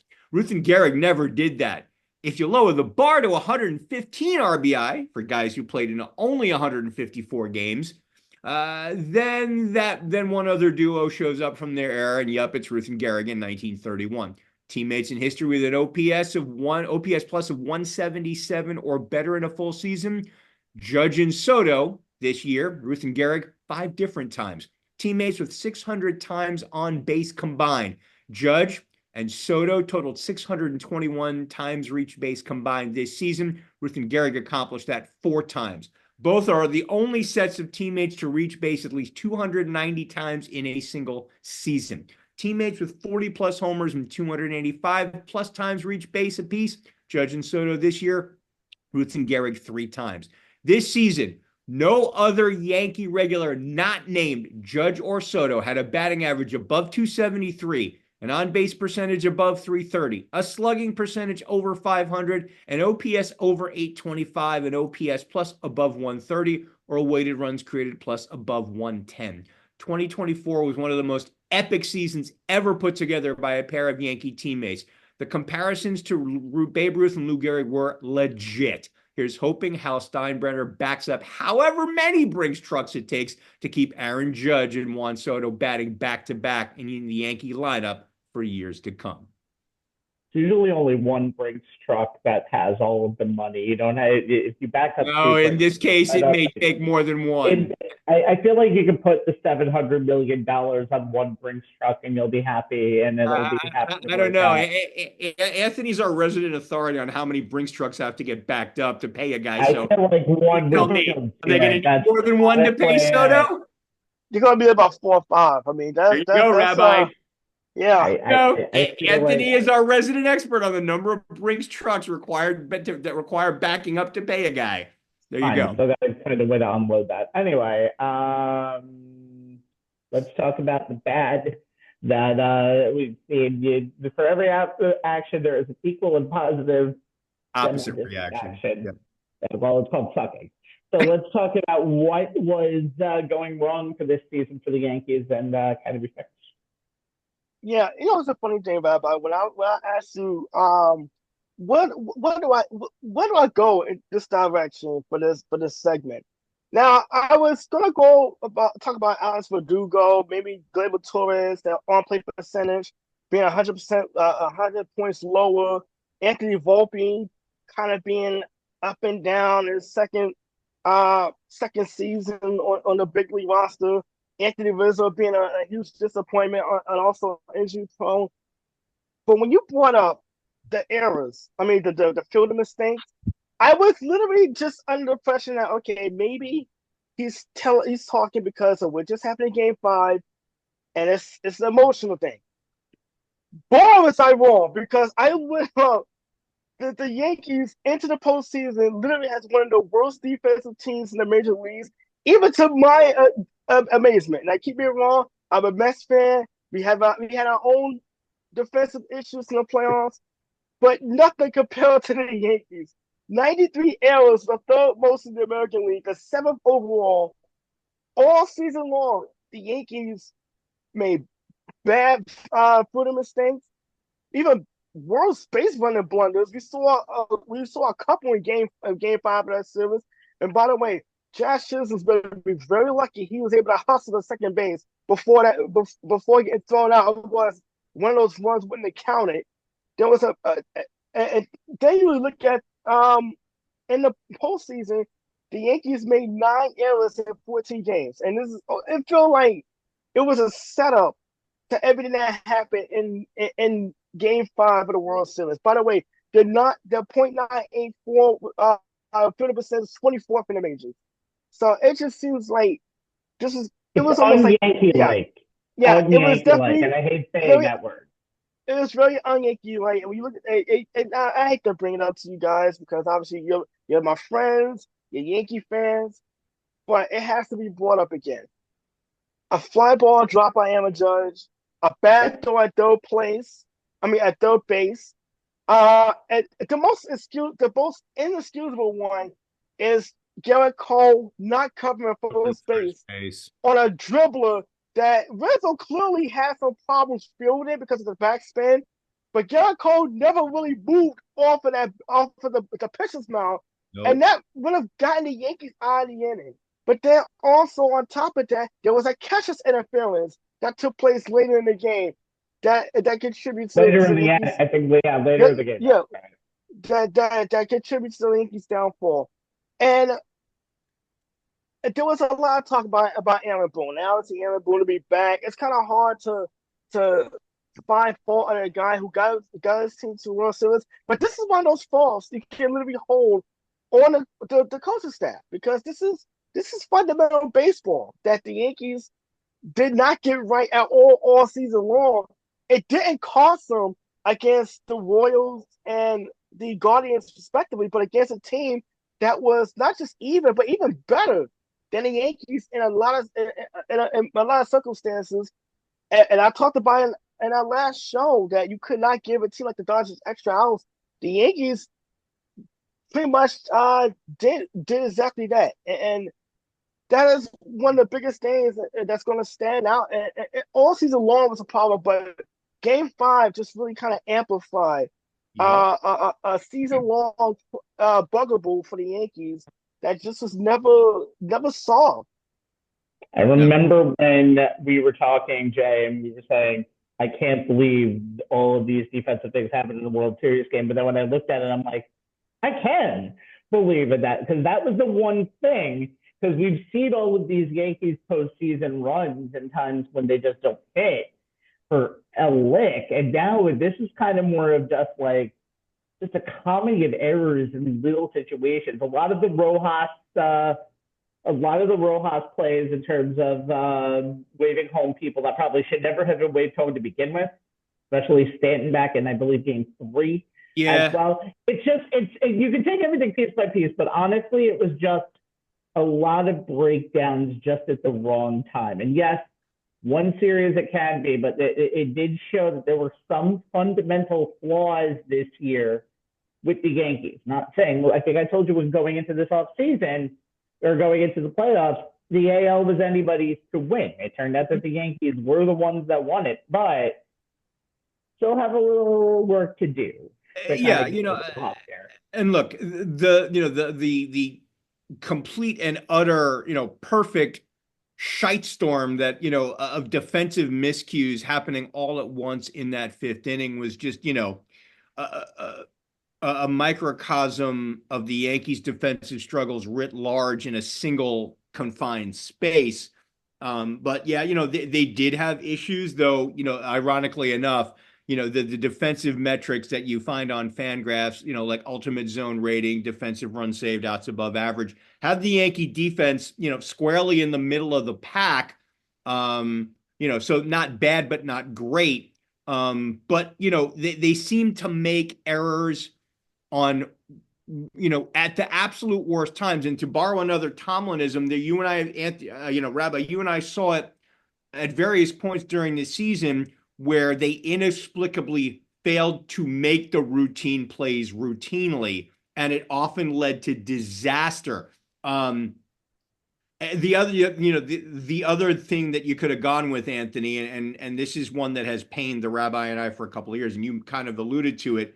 It's the outs on the bases, especially at the plate. I mean, it got so bad this year that it prompted John Sterling to say that they run during the playoffs. So they run like a bunch of drunk people. Right. So, I mean, and those are, and as you said, those are fundamentals.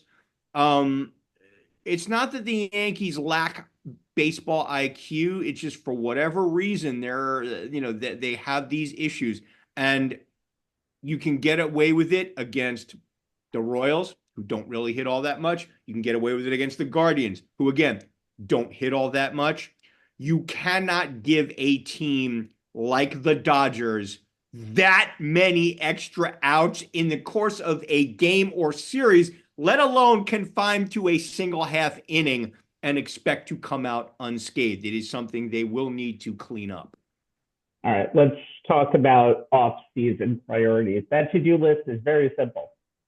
See what they have to sign. Do not hit to the figure. I'm going to get to it because I want to get to everything. Stop. I want to get to everything else first before I get to it. So let's go over what they've had so far. Anthony Rizzo was gone from this game. They took a $6 million buyout, so he's gone. They re-signed Luke. They picked up the Luke Weaver contract option. He will be the closer going into next year to start the season. Only $2.5 million. Brainer. Then you have a bunch of free agents on this team. Gleyber Torres, who they did not give the qualifying offer to, would have been $21 million, which he would have probably declined anyway. He's probably gone because that's probably going to be the high, because what he did in the second half of the season definitely pumped up his volume that somebody probably in the mid-echelon is going to overpay for. Alex Verdugo, probably gone because it could give Jason Dominguez a fresh start in left field.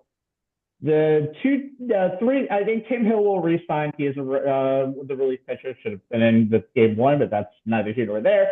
Tommy Kahnle and Jonathan Loaizaga play Holmes is interesting. Loaizaga, injury prone over the last 2 years. They might be able to keep him at a cheap rate. Kahnle had some good ups and downs. Unfortunately, his last down in the postseason is pretty down, but is a good member of the bullpen. Holmes is going to be interesting just because of the fact that he was more comfortable not in the closer role to end the year. So having him being a setup guy might be what he wants, but he also could be paid more to be a closer. Now, I want to get to the two most interesting things because they kind of link together here. So Garrett Cole had an opt-out where he was going to be paid, where he could opt that out of his contract, of the final 4 years of his contract, but it would have been voided by the Yankees by them saying, we're going to pay you an extra $36 million at year 5, so you can have a 5-year extension for $180 instead of the for 144, which it would have been. The Yankees did not do that, and Garrett Cole opted back in. And what's interesting about that whole thing is that was a move made to a client of Scott Boras.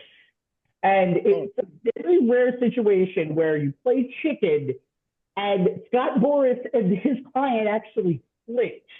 Because Garrett Cole would have been the most coveted free agent out there, very likely out in the world of pitchers.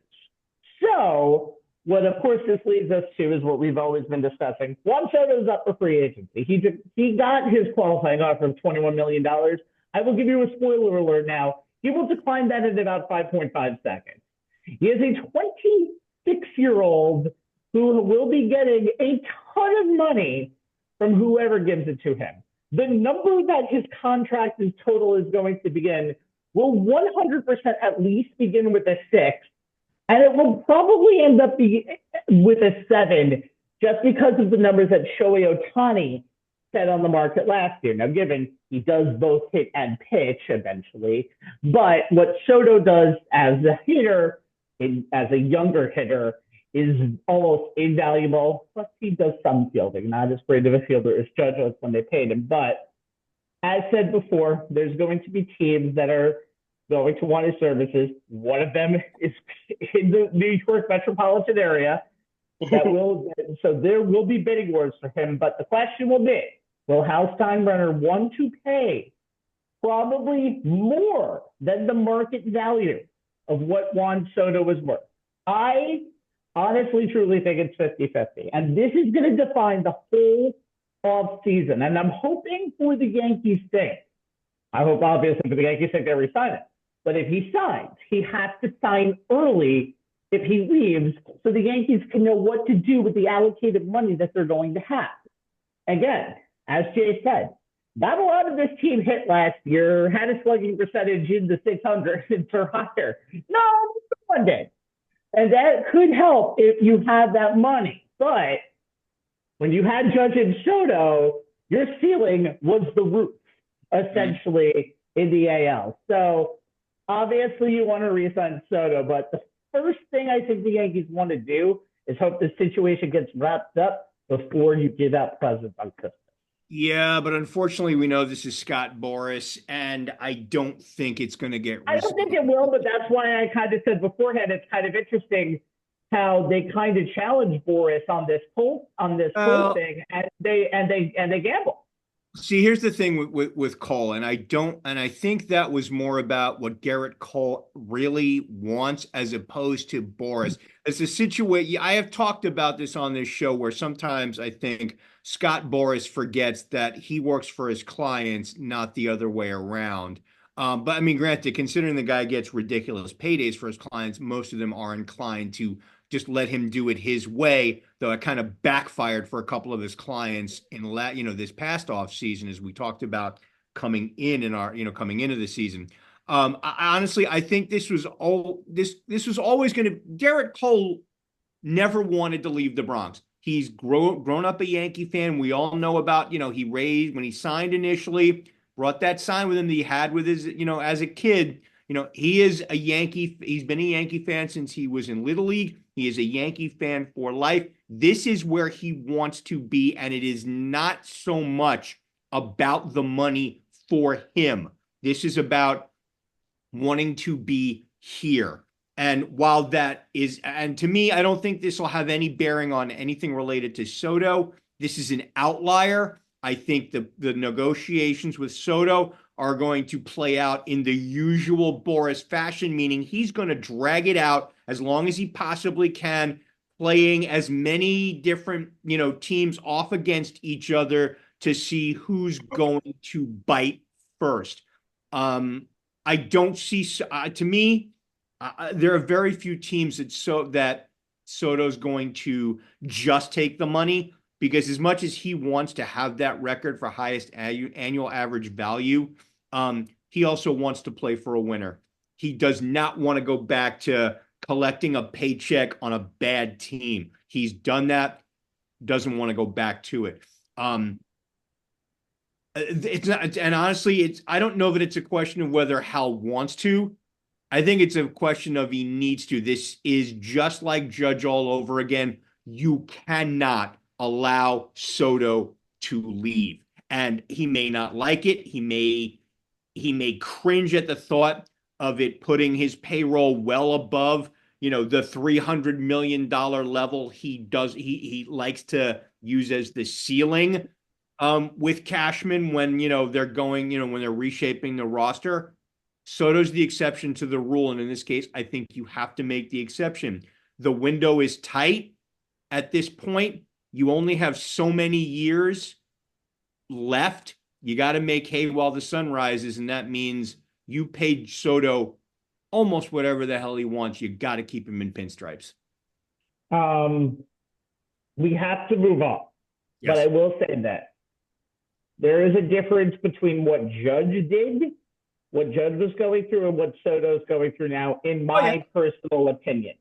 That's just me. I think the question is going to be not money-wise, but again, because Judge, they were going to pay more than what he was worth, not just because of what happened, not just because of what he meant to the franchise, but because of what he did that season in terms of historic value, hitting 62 home runs, beating the record for AL home runs.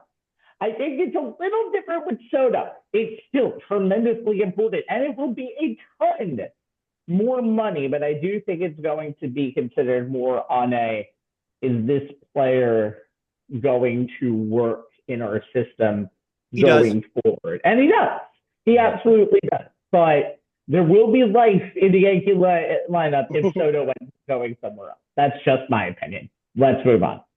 The Dodgers started their escape from New York baseball, shitty Snake Plissken movie, by finishing off the New York Mets, whose Cinderella? You have the largest run the payroll in the league. I still can call you Cinderella. Sorry, Anthony. That run to the NLCS ended with a October 20th Game 6 loss to the Los Angeles Dodgers by the score of 10-5. However, a lot to hang the hat on. This was considered a rebuilding season on multiple occasions. To start 2024 and certainly going into June, and it ended up 2 games away from a World Series. Anthony, start with the positive of the 2 OMG 2-4 Mets. I was at a game in June, and the Mets were literally one strike away from being no hit by the Atlanta Braves. If you told me that team on that Saturday afternoon was going to finish 89-73, get into the playoffs, and go on this crazy postseason run to where they were 2 games away from World Series with a first-year manager who had been a lifelong Yankee bench coach and Carlos Mendoza, I would have said you're nuts. But that's exactly what happened. And the turning point may have been in May when Francisco Lindor called a team meeting. This is after getting swept by the Dodgers, after one of the former players called them the worst team in baseball. And Francisco Lindor showed his leadership then, but he also backed it up on his play. Obviously, he's not gonna win the MVP. Shohei Ohtani, without question, is an actually MVP. But Lindor put up an MVP caliber season nonetheless. He batted .230 going into towards the end of May. He was .211. After that, went on a tear with a second half 9.43 OPS. Second among shortstop was 16 outs above average. And on top of that, you think about the production at the plate, and then the dramatics as well. The home run in Atlanta that gave the Mets a playoff berth in the first game of that doubleheader. The grand slam, obviously, to knock off the Phillies in the division series. But one of the more pleasant suppliers was Mark Vientos as well. I mean, Mark Vientos, guy he took over third base for a struggling Brett Beatty, and he stepped up big time, and it's really his first full season. He had 896 point percentage, finished third on the team with 27 home runs. In the playoffs, the young player led the Mets in home runs with 14 RBIs, and a 327 batting average. In game 2, he hit the grand slam that kind of put the Mets on ahead for good against the Dodgers. The 2 home runs against the Phillies and that memorable back and forth game 2. Mark Vientos has pretty much given the Mets a foundation to build on and solidify that third base position. The only thing is he has to work on his fielding. He did have a couple of fielding blunders, right? Sean Manaea was another pleasant surprise. The Mets did instead of qualifying offer too. Seriously doubt that any of these qualifying offers are accepted.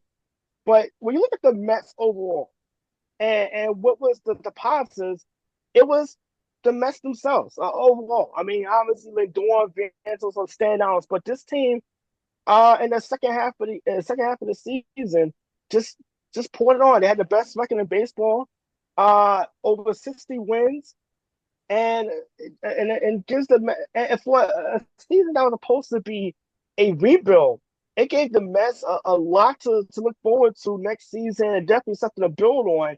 Now it's going to be a question of how they go about doing that. All right. Jay, give me the negative going into 2025 that came out in 2024.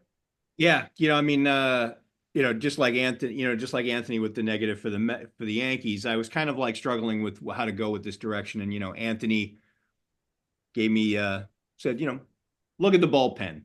I also reached out to one of my Mets insiders and gave me the same advice. So yeah, inconsistency of the Mets bullpen, and somewhat lost in the Mets' epic 64-33 run from June 2 onwards, including that 16-4 run between August 29 and September 19, was just how shaky in run prevention the Mets bullpen was. It caused manager Carlos Mendoza to overuse the few reliable high leverage relievers he had, including closer Edwin Diaz. Overall, the Mets pen was 17th in all of baseball, in ERA at 4.03 and WHIP at 1.28.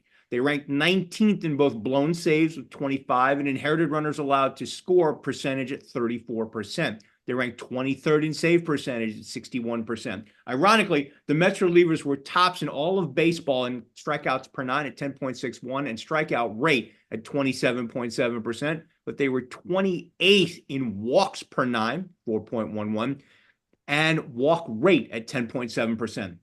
They were 15th in batting average and balls put in play, 291. Homers per nine at 102, but they were 26th in homers per fly ball rate at 12.1%, despite being 13th in fly ball rate at 37%, meaning that a little less than 1/3 of their fly balls left the yard. They were 18th in win probability added, 0.97. To say they struggled in high leverage situations would be an understatement. The Mets pen allowed their worst numbers in leverage situations, in high leverage situations, 244, 337, 373 slash line, and a 710 OPS. Overall, in high leverage situations, the Mets pen was 15th in ERA, 6.29, 25th in walks, 51, 16th in batting average, 240, 23rd in on-base percentage, 343, 16th in WHIP, 1.33, 27th in walk rate, 12.6%. Diaz was nowhere near the lights-out closer we saw in 2022. His early season injury, along with his overuse, seemed to affect him even after his return from the injured list. His 20 saves were a career low for any season where he had at least 25 save opportunities.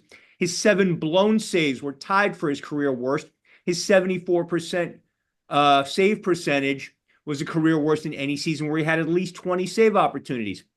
His 3.52 ERA and 1.12 ERA plus were both the second worst marks of his career, and his 20 saves were the second lowest in any season in which he pitched at least 50 innings. He had a negative win probability added mark for only the second time in his career. In high leverage situations, Diaz had a 5.81 ERA.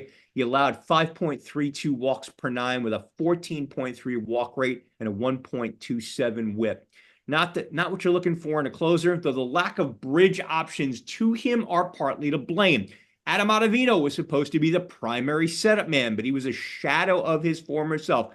4.34 ERA, 1.286 WHIP, 7.9 hits per nine, and he could not be trusted in high leverage situations, as evidenced by his 280, 379, 440 slash line allowed. That's an 819 OPS. Brooks Raley was lost for the season after April 19th when elbow inflammation led to Tommy John surgery, as was Drew Smith, who after a solid start to the season missed all of May with shoulder soreness and then was lost for the season by the end of June with significant damage to his throwing elbow. Danny Young and Jake Diekman were inconsistent at best, which left things in the hands of Reed Garrett and Jose Butto until Phil Maton and Ryan Stanek were added at the trade line. Butto was solid in limited duty once he switched to being a reliever full-time. 36 innings pitched, over 23 appearances out of the pen, 6-0, 3 saves, 2 flat ERA, 1 flat WHIP. But only 8.8 1/3 of those 36 innings were in high leverage situations where he posted a 4.32 ERA and a 16.7 walk rate, though granted, small sample size. Garrett was decent overall, 8-5, 3.77 ERA, and 57 innings pitched over 53 appearances. 13 strikeouts per 9 innings, 33.6 strikeout rate, but his walks per nine of 4.7 and his walk rate of 12.2% were way too high, as was his 1.395 WHIP. And in high leverage situations, 5.59 ERA, though he did hold hitters to a 5.98 OPS, But again, it was a small sample size as he was only allowed to pitch 16 and a third innings in high leverage situations. Phil Maiden was great during the regular season in Queens, 2.51 ERA over 28 and two-thirds innings pitched across 31 appearances, 0.837 whip, 26.6 strikeout rate, 5.3 walk rate, and the second best slash line allowed of his career, 176, 250, 235 with a 45 OPS. So the bulk of those numbers were in low and medium leverage situations. The Mets only put him in high leverage situations for just 3 and a third innings. He was given more responsibility in the postseason, and he was an absolute disaster. Ryan Stanek always had a big arm, career strikeouts per 9 rate of 10.6, K rate of 27.8, but he hasn't had an ERA under 4 since 2022, and it was 6.06 with the Mets. Career whip of 1.28, a career walks per 9 of 4.5, with 11.8 walk rate. He also hasn't been a trustworthy reliever in high leverage situations other than 2022 in Houston, as evidenced by him having been beat up to the tune of a 9.22 ERA, 8.68 OPS, a 1.46 whip, and 11.9 walk rate in 13 and two-thirds innings over 27 appearances in Seattle in high leverage situations before coming to Queens. The Dodgers beat him up in the World Series, so who knows if he'll have a role in next year's bullpen. The boys of Flushing don't have much in the way of high leverage reliever options after Edwin Diaz on the 40-man offseason roster. But they know they cannot continue to overuse Diaz like this again. So I fully expect David Stern to explore all available options to build a better bridge to his closer in 2025. I also expect there to be a lot of new faces in pursuit of that endeavor, as the Mets have already declined Maton's $7.75 million option. They preferred to buy him out for $250,000. And Stanek, Smith, and Ottavino are also free agents. How this shakes out will be something every Mets fan will be watching, after the Soto watch. So what's interesting here as we go over our final thing of the night, the free agent to-do list, is Jay talked about the relievers, but there's not a lot of high leverage relievers out there. So you're going to have to kind of go through kind of like a dink and dunk over here, and there's that. So that's how you're going to kind of get to that. Because Diaz is obviously staying, and you can find some arms and keep some of what you had last year and kind of move that around. The hitters, it's literally down to 2 hitters for this team. Juan Soto, which we just talked about, who is going to get a $700 million contract, and Pete Alonso, who, if we had ended this before that at-bat in Milwaukee, where he hit the home run that gave them the lead, Pete Alonso would probably 99% likely not be a Met coming up. But now that he hit some big home runs in the postseason, started to get back into form, still a 30-plus home run hitter, even though this is probably the worst season in his career in the regular season. What Pete Alonso will get out there is probably going to be a little less than what Juan Soto is going to get. You're still looking at a guy who's going to get at least 5, 6, 7 years on the market in the mid-$150 million range. What people need to be talking about, who's going to be pitching for this team in the starter's role in 2024 and 2025. Luis Severino, free agent. Sean Manaea, free agent. Carlos Quintana, free agent. Probably not coming back. Nope. So you're going to have Kodai Senga, and you're going to have David Peterson, and you might have Tyler McGill. But McGill wasn't really a starter. Peterson will probably be in there, but you still got 3. And by the way, not like Kodai Senga wasn't really healthy to end the season. One of the reasons why I think the Mets lost that series was Senga's Game 1 performance, and that kind of set the tone. So now, what do? Luckily for the Mets, there are options galore out down the market for them to pick up if they want to. Corbin Burns is going to probably be the biggest name on the market that they can definitely find. Remember, they're going for it this year, and they're not going to go the Verlander and Scherzer route ever again. No. You can go, and I know you hate it. You're going to deal with Boris a lot. Blake Snell is out there, and he had a very good second half of the season for San Francisco this year. Maybe get Max Fried away from the Atlanta Braves and sign him. Now, all of these contracts are going to be mid-6 years, mid-$140, $150 million, but you want to build a team that's going to have to get over the hump of the Angels. This might be the way to do it. In fact, the Angels have Jack Flaherty on the market as well. You have some of the best best players out there in terms of in the pitching market out there. Sean Manaea is going to be the most interesting name of them all because I've seen predictions for his contract kind of being what Chris Bassett ended up getting for the Blue Jays, about the 3 years, $75 million range. And Bassett's been pretty good for the Blue Jays since he's been over there. He's been definitely the big innings eater, but that's going to be an interesting thing to see going forward. So I'm very interested. As much as the headlines are going to be towards Soto and Alonso for what the Mets are doing, the pitching staff might actually be the bigger story when everything is said and done, because with the run that they had this year, they kind of had to scotch tape a starting rotation together. Sean Manaea was not a really wanted player going into this season. Luis Severino was basically here on a 1-year, $10 million prove-it contract. And Carlos Quintana had a history of injuries. We'll have some injuries this year, by the way, going into this lineup. This is going to be a very interesting point because the Mets got their nice little run. Now it's going to be up to them to kind of add to that run and to be not just a one-time contender for the Dodgers, but a consistent contender for the Dodgers for years to come. Yep. All right. With all that being said, time to finish this off. And by the way, like you'll even listen to me, I hope you have an enjoyable week regardless of what happens over the next 24 to 48 hours tonight. Amen. For Jay Kaplan, Anthony Strait, and Joe Tufaro, thank you, Joe, for joining us this evening. I am Steve Rabinowitz. I voted early on Saturday, though. I wanted to stay away from the outdoors today. I think I made a good decision. YouTube.com/OnTheSportsLines on demand, Facebook.com/OnTheSportsLines live, and Jay. Our Twitter handle is at ONTH Sportslines, where you'll find a link to each new show like tonight's, along with tidbits and nuggets from the world of sports that we think are worth your time to check out. See you next time, guys. Enjoy what's left of this week. Good night. Good night. Good night, everyone.